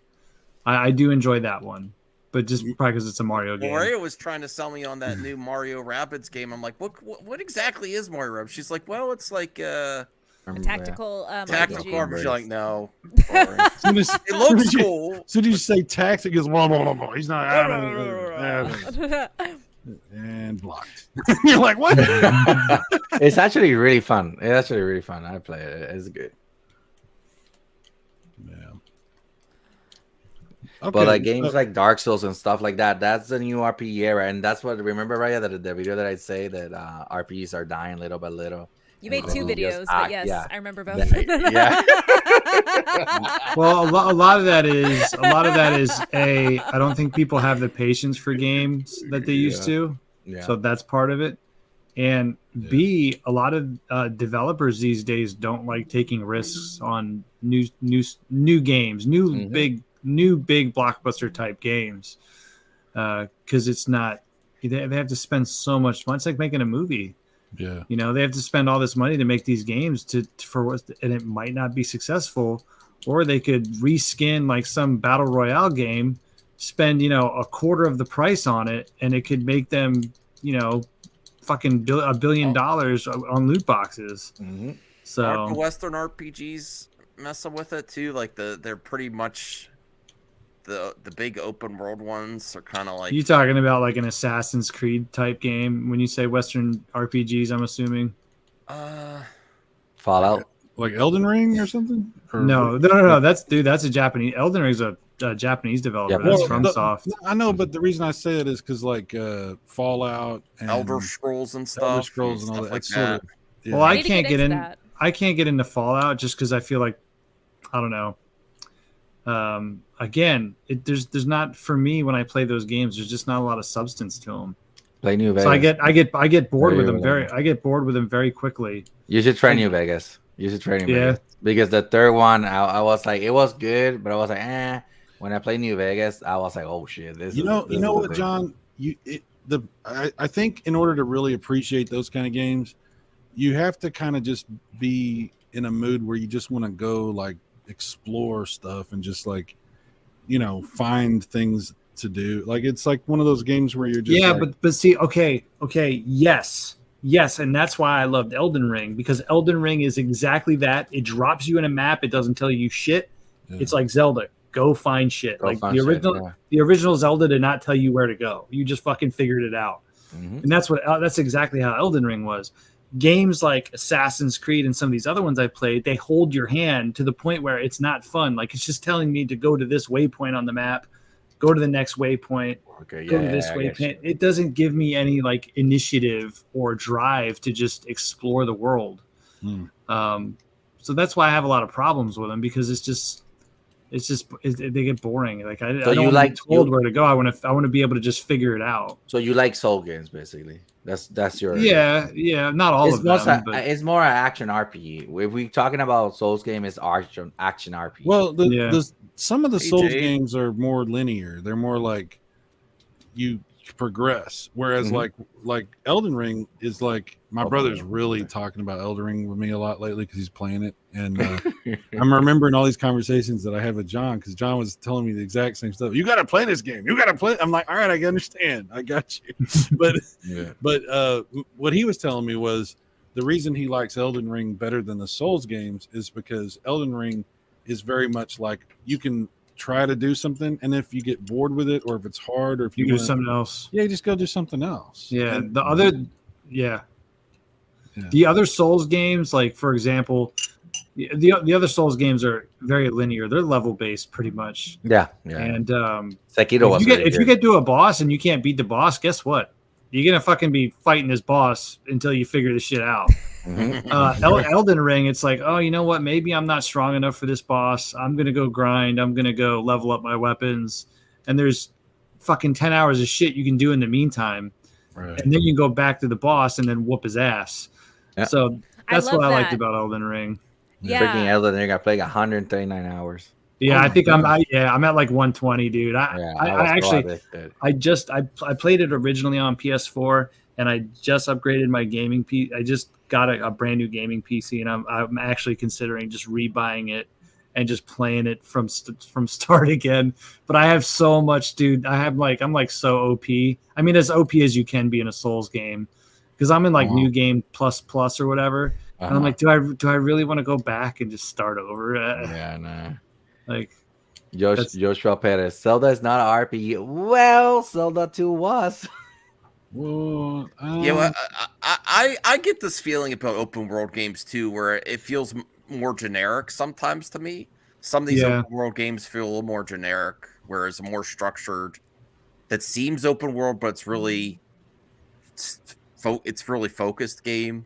Mm-hmm. I prefer like some of the Ubisoft open world or feel sort of samey. Most of the Ubisoft games are the same. It's just go to this point, go to the next one, go to here, grab the sword, it's a go back. waypoint checkpoint game, dude. Yeah. I mean, I have to ask, since we brought it up, Ubisoft or Ubisoft? I like saying Ubisoft, but I heard it was Ubisoft. I always just say Ubisoft. I don't know. Maybe I'm wrong. I think there's a video where the people at Ubisoft can't even agree on how I need a new I need a new Rayman game. Thank you. Versus Rabbids, or no, Mario and Rabbids with I'm sick of Rabbids. Ever since they introduced Rabbids, that's what. Annoying. Oh man, I want a Rayman game. I love Rayman. Oh, Rayman is great on Jaguar. Better on the Saturn. It's better on the Saturn. It is better on the Saturn. You're right. Ooh. But I call it Ubisoft because it's U. In Spanish, U. Right. Yeah. Ubisoft. It's just interesting how people will say it differently. Yeah, Ubisoft. Well, I don't speak Spanish and I say Ubisoft, so you must be right. Yeah. Is there any gaming that's on your to-do list that you would like to get into? Well, that brings me to our last topic, Max, and that's kind of going to be. I don't know if we're going to have the show next week, but we'll figure something out. If we do, I might do it. Well, because John's a family guy, and me and my wife we celebrate, but then we might hang out. So I might still run a show next week if people still want it. But we'll figure it out. We'll make an announcement. I think there might be something. But next Friday is Black Friday already. Oh, really? And, yeah. I have to stay away from the sales. I know. Yeah, well, that's the thing. I wanted to ask the panel what's some and chat for that matter. What are some of your goals this year for Black Friday? Do you plan on picking anything up? Is there any deals on your radar? My plan is to avoid it because that's where I spend the most. I'm like, oh, it's on sale. I'm in dire need of external storage for my PC and additional like a 1 terabyte micro SD card for my Switch. So those are going to be the ones that I keep an eye out for. Yeah, more storage. That's you know what, Raya? That's a good point because I don't know what storage you have. What size storage do you have in your PC? 2 terabyte. That's nothing. Oh, these got days. it. Yeah, I have 1. I got 1 terabyte. So, I have 2. RIP. I have 2 in my laptop, in my gaming laptop. I have a laptop and a desktop. My desktop is significantly better. But you got a tower. You got a tower, right? Yeah. So you can add more because I got hard drives. I got 1, 2. 3, 4, I added 5, 6 hard drives. Yeah, I actually added space to my laptop recently too. Oh, okay. Retro has a tower made of nothing but hard drives. But I do want to get another SSD. From my experience, 2 terabytes is usually fine for me, especially on my gaming desktop because I just keep my modern games on there, and I mostly game on like Game Pass and Steam, and I can always uninstall and reinstall stuff if I need to. But no, that's actually a good point, Raya, because I didn't even think of that. And I don't really have any games on my radar other than actually nothing really. I mean, hopefully Steam has some decent sales from like maybe some indie titles or something. I'm looking for 2 deals. I'm looking for that Ninja Turtle Cowabunga physical, and the Atari one. That I'm looking for the Switch for both of those 2. My only concern with the Atari one is it just came out. I'm curious if that'll get a sale or not. Yeah, that's just true. From all the leaks I've seen so far, like the sales that I've seen, it's all stuff that I've played already, and it's like games that are a year or 2 old or older. Man, I remember a couple years ago in like 2016, like a game would come out in October and it'd be like $30 on Black Friday, and it's like, dude, holy shit. All the Call of Duty, Battlefield 1, like all those games, they came out and within like a month they were half price, and it was it was crazy. Cult of the I Lamb. guess- If you guys have not played that game, you guys should play it. Cult of the Lamb. Cult of Call the to Lamb. the Oh yes, Cult I of the enjoyed that a Lamb. lot. Yeah, Really? it's great. Amazing. I love that game.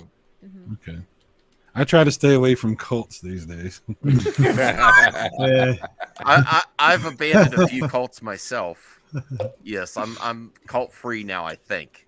It just depends on who you ask, I guess.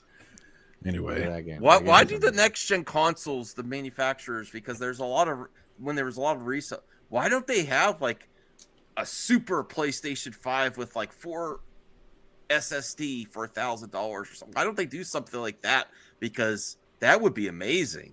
You spend all this money, you buy this console, and you're gonna eventually buy more storage. Why don't they do that? Max, have you upgraded your SSD on your No. PS5? Me neither. I still haven't done that. I have external for the PS4 games I play on the PS5. But I haven't. I do want to upgrade it eventually. That's the one thing I like. Yeah, Raya, you're right. Storage, especially with these, because most of my games come from Game Pass or PlayStation Plus. Yeah. You know the great thing about the Switch though is if you buy the physical games, you don't have to have nearly as much space. You know, like Thank you, Cyrus. Yeah, that really helps me out.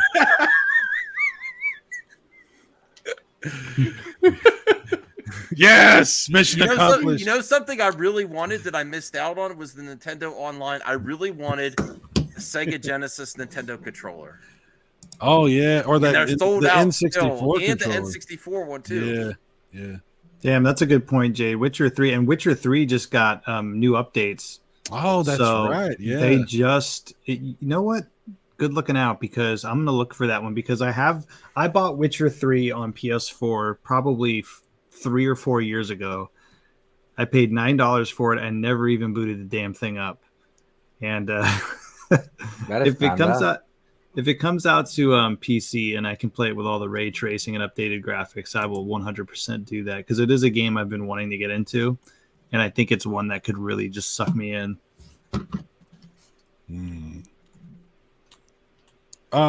So when we were talking about shooters originally, and I know Ray, you haven't played a lot of shoot 'em ups, but like I'm curious. I know I'm kind of going back to this, but like what would you say is your favorite shooter if you had to pick one from that era? Like I didn't want to end the stream without coming back to this topic. Because there's so many really awesome shooters from that 16-bit era on the different consoles. But I think I'm curious to know, like, if you had to have just one of them, which one would you pick as your favorite? I mean, for me, I honestly couldn't give you an which authentic answer, because a lot of these games are. You played. You said I played it, but I don't have enough experience with it to really like genuinely say that's my favorite. For Rhea, which one have you seen that has you most intrigued? Which one have you seen that you've been like, oh, that looks interesting. That looks like something I might want to play. Like, so I think it was a game on the TurboGrafx 16 Mini that I borrowed from Max, that I fully intend on returning, by the way. Oh no, again. I know. You were the one I worry about the least when I let people borrow. That's why I'm like, oh, I'll send you this. Yeah, we'll enjoy your trip, and then when you come back, we'll figure that out. But yeah, to answer your question, Sai, so like it's kind of a platformer and a shooter together. You might know what I'm talking about. It's that Valkyrie game. I forget the name of it. I'm sure if someone did it, it's on the TurboGrafx Mini. If you look up Valkyrie TurboGrafx 16, it should pop up. But basically, the character is she's moving around like a top-down Zelda game, and then she's also like shooting the enemies. Oh, Pika, yeah. Pika, that's on the Saturn too. That was an arcade game, wasn't it? Pika, I don't know how the fuck you say it. I know what you're talking about. Yeah. So that one, it felt a little like something. it felt a little easier as far as like the acclimation of like, okay, we're not gonna bullet hell you right out the gate, but we're gonna like put you in positions where you're shooting enemies while also platforming. So I was just like, oh, this is like an interesting mix of these two genres, top down platformer and shooter. So I thought that was pretty cool. Yes, Valkyrie no Densu. Yeah. Yep. Okay. That's a good game. There's I think there's a Saturn port of that game too. What is your favorite shooter, John? Like of all the shooters from that era? Jesus. My favorite? Yeah, just one. You just got to pick one. That's it. Sorry. I Everything can't else do goes that, in the dude. fire. That's like asking me to pick which kid I have to keep, bro. Yeah, that's what we're doing. This is like Yeah, I can't do that. You pick I can't one. do that, all dude. other shooters go in the fire. No, I can't. It wouldn't be a 16. Are you asking me my favorite just for of this 16? just for this era. Just for this era. 16. Oh my god. You got to don't even think about it. Just whatever comes to your mind. Blazing Lasers Okay, Blazing Lasers. on the PC Engine. Retro. TurboGrafx 16. And I know I'm being contradictive because I voted for the I did. I put you on the spot. I'm sorry. Yeah, you did. And I'm literally playing Blazing Lasers right now. Retro content. I will have to say R-Type because it's the one that I actually play the most. I play the shit out of R-Type. You know what? I've never played a bad version of R-Type. Even like the lower end versions. I could never get into some of the older ones, man. They're just the Master System R-Type is surprisingly good. I'm just saying. Even that one. So, Max, do you have something? Blazing Star, I mean. Sorry. That's a good one. Because that game trolls you when you suck at it. Bonus.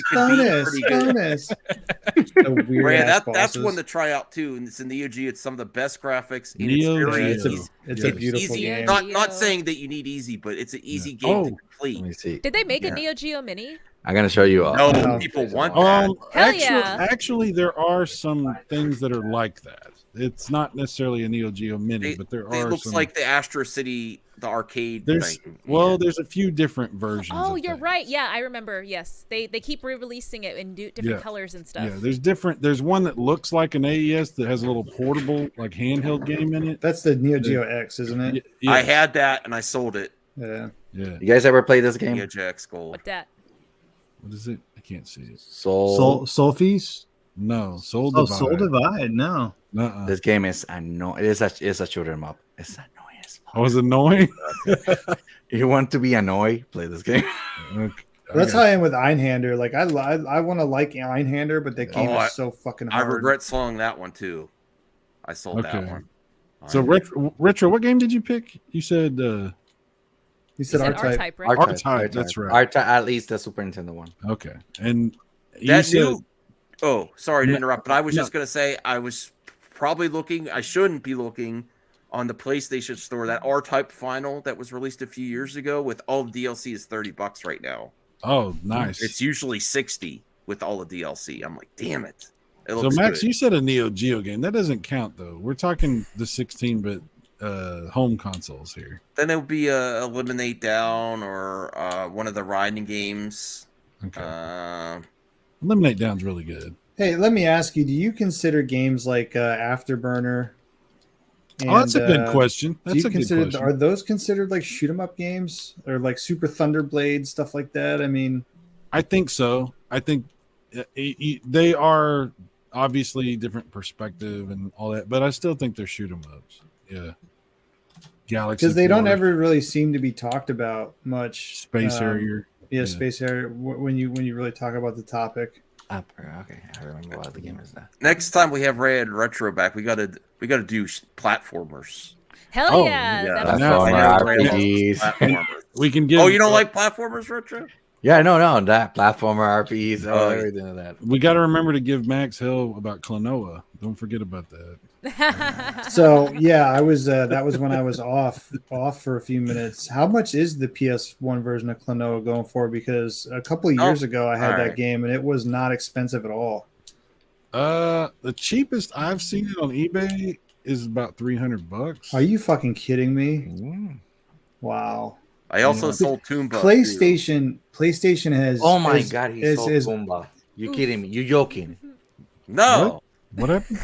Oh my god, you're a crazy man. No, back in the day, I didn't sell like when it was worth a lot. You sold what? Toomba 2. As if that makes it better. To get my Nintendo 64 stuff, and then I sold my Nintendo 64 stuff to get Dreamcast because Dreamcast was my first day one system. It's not so expensive, but $100 for a CB, not to $120. I bought Klonoa digitally on my PS3. They had those PS1 classics you can buy on PS3. That's one I have to break my spending spree to get Klonoa. I cannot get over. Is the Klonoa collection still affordable right now? It's like $50, right? Okay. Yeah. It's a lot cheaper than 300. Yeah. It has 2 games in it. Yeah, the PS1. I would not want to spend. Here's the thing. Here's it. $57. PlayStation. I understand PC Engine, TurboGrafx 16, Sega Saturn. I understand that stuff gets expensive because you didn't see a lot of it. There's not a lot of it around. Right. PlayStation sold what? How many millions? 100 million consoles or some crazy shit like that. Yeah. Those games are literally everywhere, and they're. I mean, Medieval right now is like a fucking $70 game.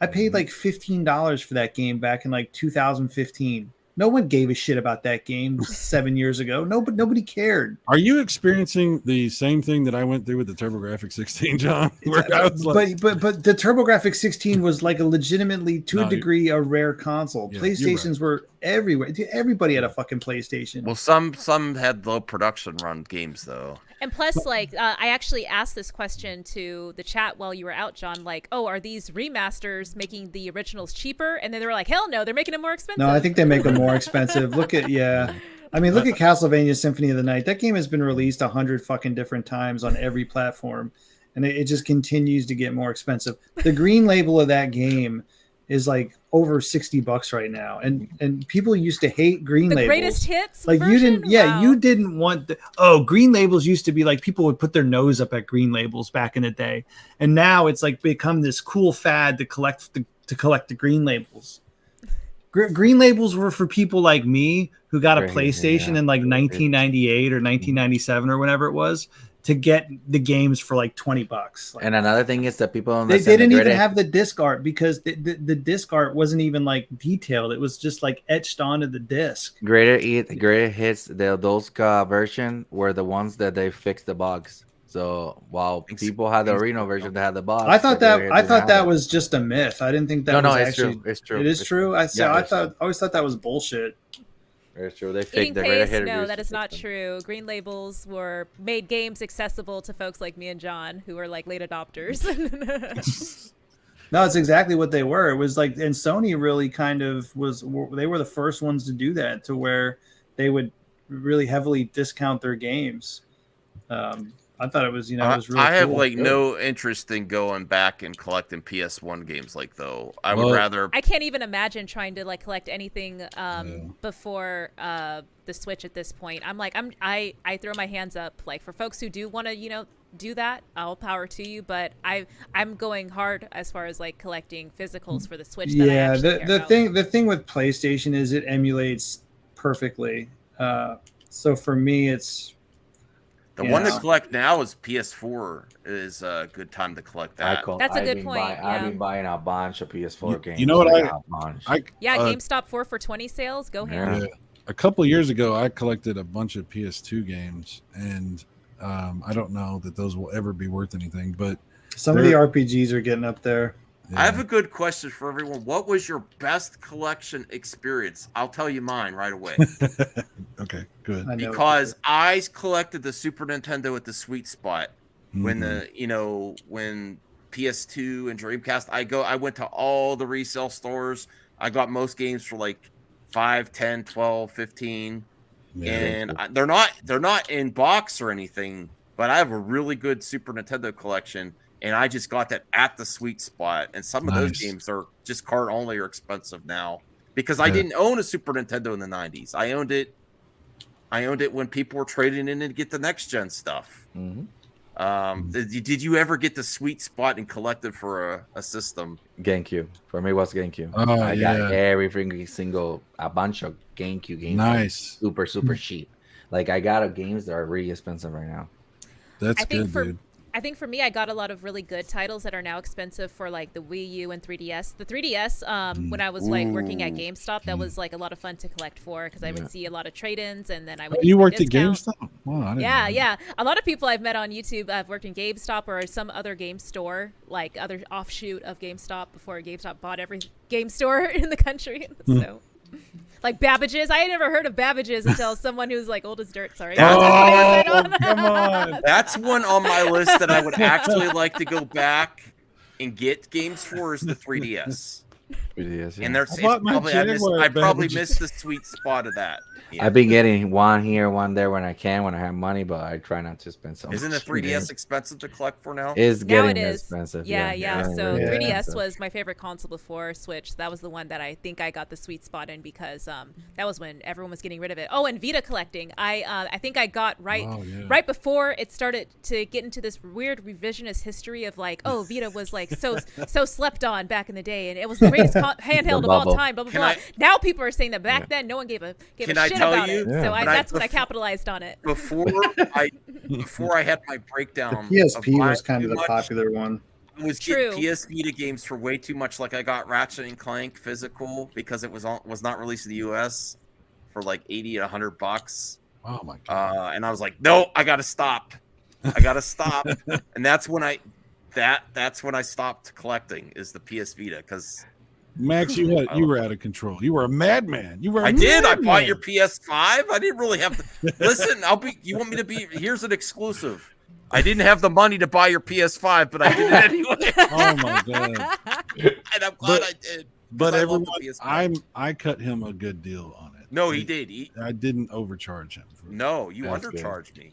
I think because you sold me the headset, the remote. I feel guilty. Electronic Boutique, Funky. I do. I remember Electronic Boutique.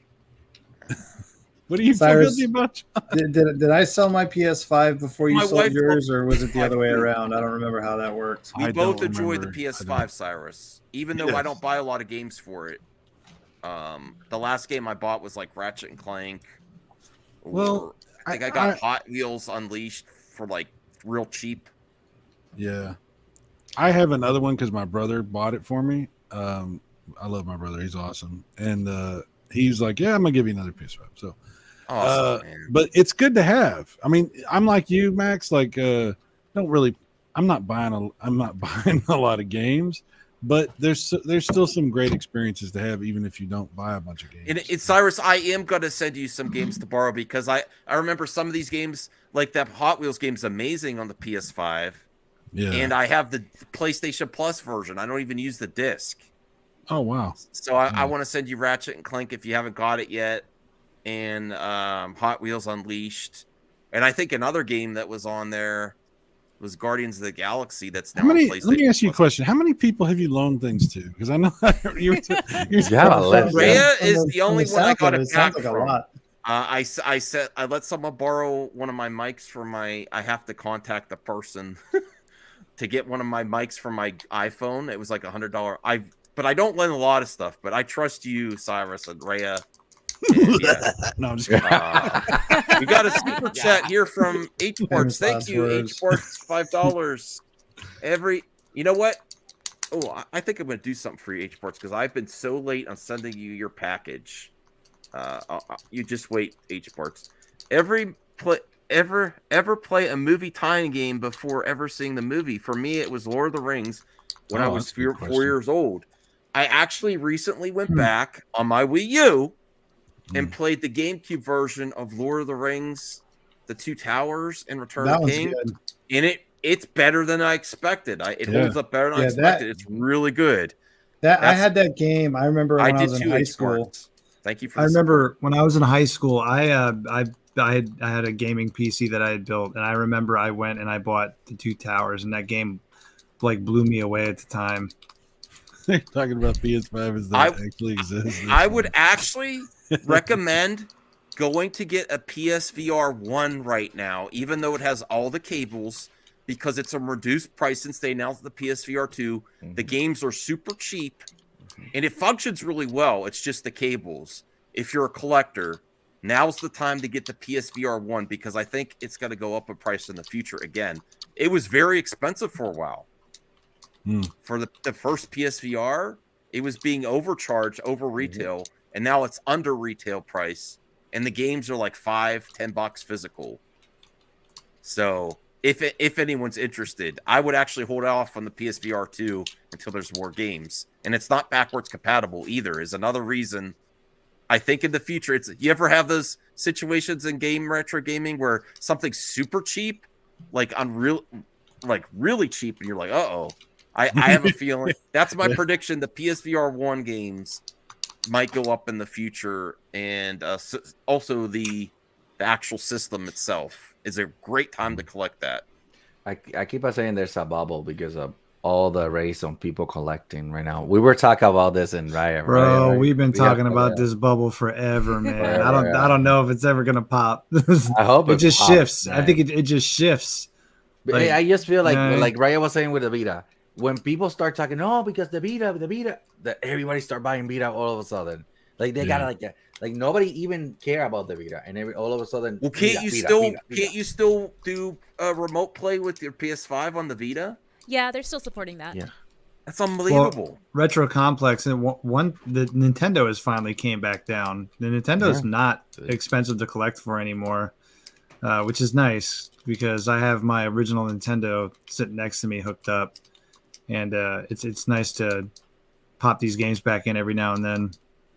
That's what I'm winning. I love those bubble to pop so I can start buying again. Well, I'm still the one system I think I might actually sell in the future games is the Super Nintendo games that they're all out of box, but I might get an EverDrive and just use that because the problem with Super Nintendo, the reason I own a whole bunch of Super Famicom carts because they're so much cheaper. The problem with Super Nintendo is all those special chips. And if you want an EverDrive that'll play all the games, you got to buy one of those $300. There's very few. I would keep the games that have the super chips, like Star Fox. Honestly, it makes more sense to just buy a Super NT. It just makes if you're going to get it instead of buying an EverDrive for your Super Nintendo, buy the analog Super NT and just play Super Nintendo games on that. Those are you crazy? You know how those have gone up in price. It costs like $300 for the EverDrive that'll do all that. That's what I'm saying. No, I mean, but the Super NT, I think they stopped making some of those. Maybe it's the NES one. The NES one they stopped making, and those it's like jumped in price. Oh, that they stopped making the NES one. $800. I don't know. I don't know about the Super Nintendo one or the Mega Drive one. Are we ever going to get the Duo, the analog Duo? Is that if you go on their website, they said it was supposed to be out like last year or whatever. So I don't know what's going on with that. Is something going on with that company? Because they used to be to deliver a lot of product, and then since the pandemic, things have changed with them. Maybe because here's my speculation on analog. Because I was thank God I didn't get into analog collecting like Cyrus said. No, I'm just kidding. Because I wanted to get every one of those analog, especially the Neo Geo one. I was like, ooh. Then I was gonna get one of those carts that plays the like an EverDrive that EverDrive doesn't make for Neo Geo, or like 140 one-on-one carts I was gonna get.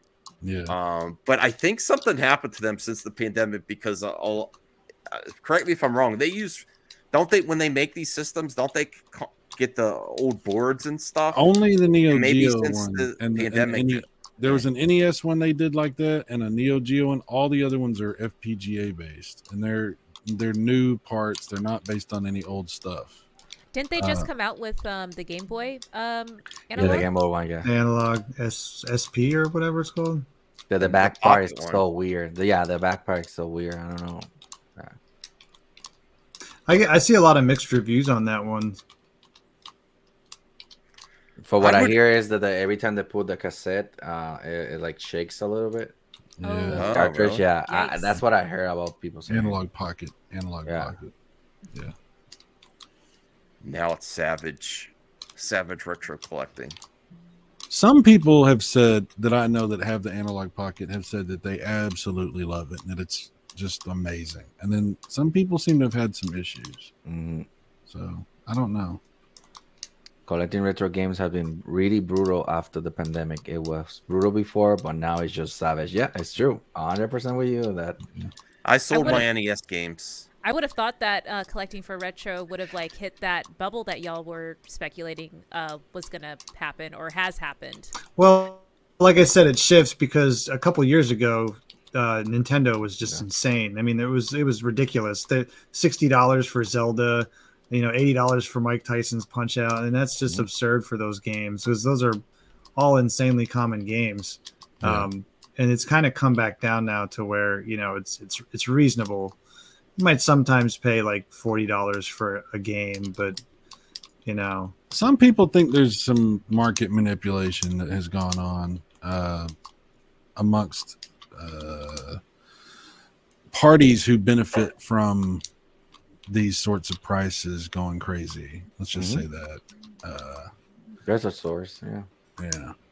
Well, then you also have the issues with WADA and everything too. I mean, that doesn't help.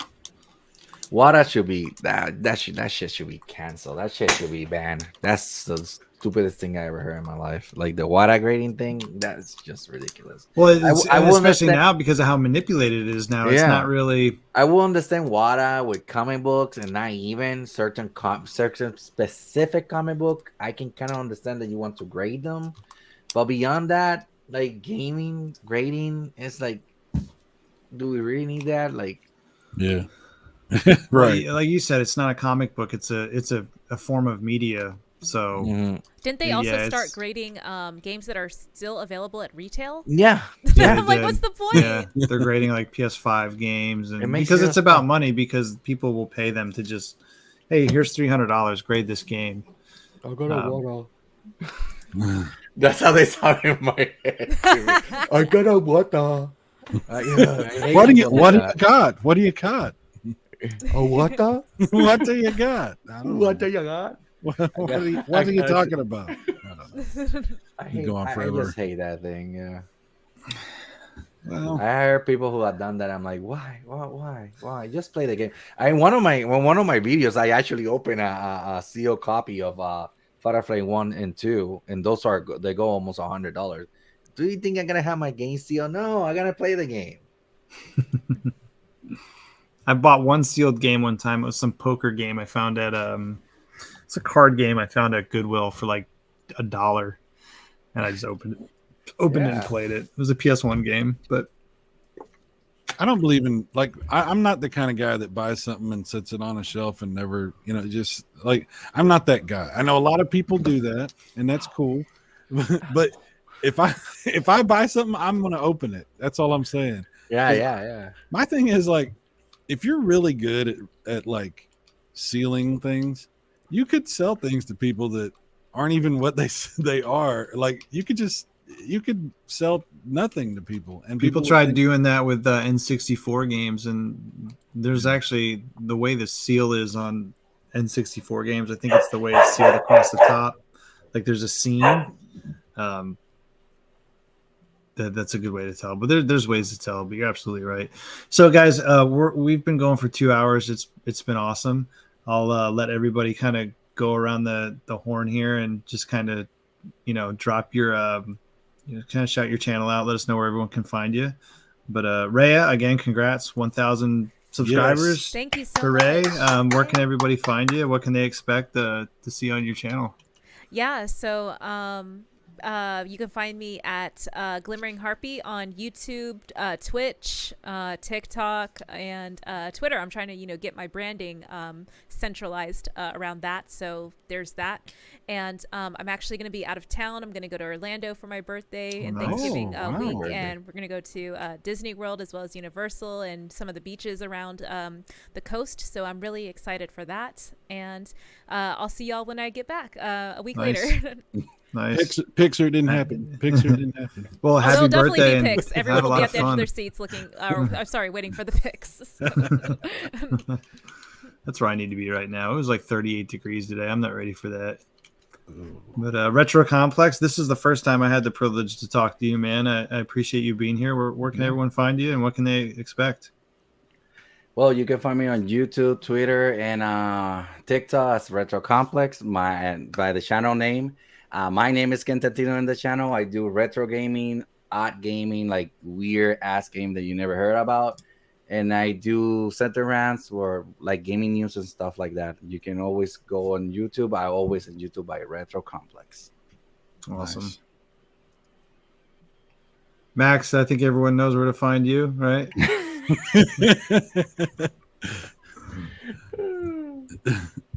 Sorry, I was muted. Maybe some people on your channel, I'd love you to come over to Movie Madness if you want to talk about I know it's a little different than your audience, but we talk about movies there too. Definitely check us out. Go support Raya and Ken. and Cyrus is the next. Man, Cyrus is probably going to get the 1K. Yeah, soon. It's going to happen probably in the next week. So is Ken. So is Heck Ken. yeah. Ken's getting close too. Close, yeah. Don't jinx us. Don't jinx us. Oh, I don't want to jinx you. Yeah. Oh, happy birthday to Reyes. Yes, happy birthday. Yeah, Cyrus, you keep going at this rate, you're going to pass both me and Max here shortly. I don't think so. Oh, well, slow down a little bit there. I have been. Good job, Cyrus. I've been very lucky. Some very nice people have showed up and encouraged me to do a bunch of Sega stuff lately, and I've had a blast doing it. And I'm just having fun doing what I love and meeting cool people and having a great time. And if I get to this amount of subs or that amount of subs, it's cool. It's great to have, you know, people that are interested in games coming and wanting to hang out. That's really cool. In my channel, go sub to Retro Bro too. Yeah, so my channel. Yeah, I'll for Max's audience again, I know you're in the music audience, but I will sometimes stream modern games, but for me, mostly retro game streams. We'll sit down and we'll talk. Let's talk about games. I'll take a lot of requests from my audience. So if there's like a favorite retro game that you have and you want me to play it, I'll play that. I have a series called Bit Wars that I'm still working on. I'm only 2 episodes in. They take me a lot of time to make, but they're very in-depth, detailed games. I'll take a game from Sega that's been on Genesis and SNES, kind of compare the 2 differences, go through them, kind of like a little history lesson of those. And have y'all seen a lot of fun talking about retro games? Have y'all seen John's Ninja Turtle video where he talks about the different versions of Ninja Turtles?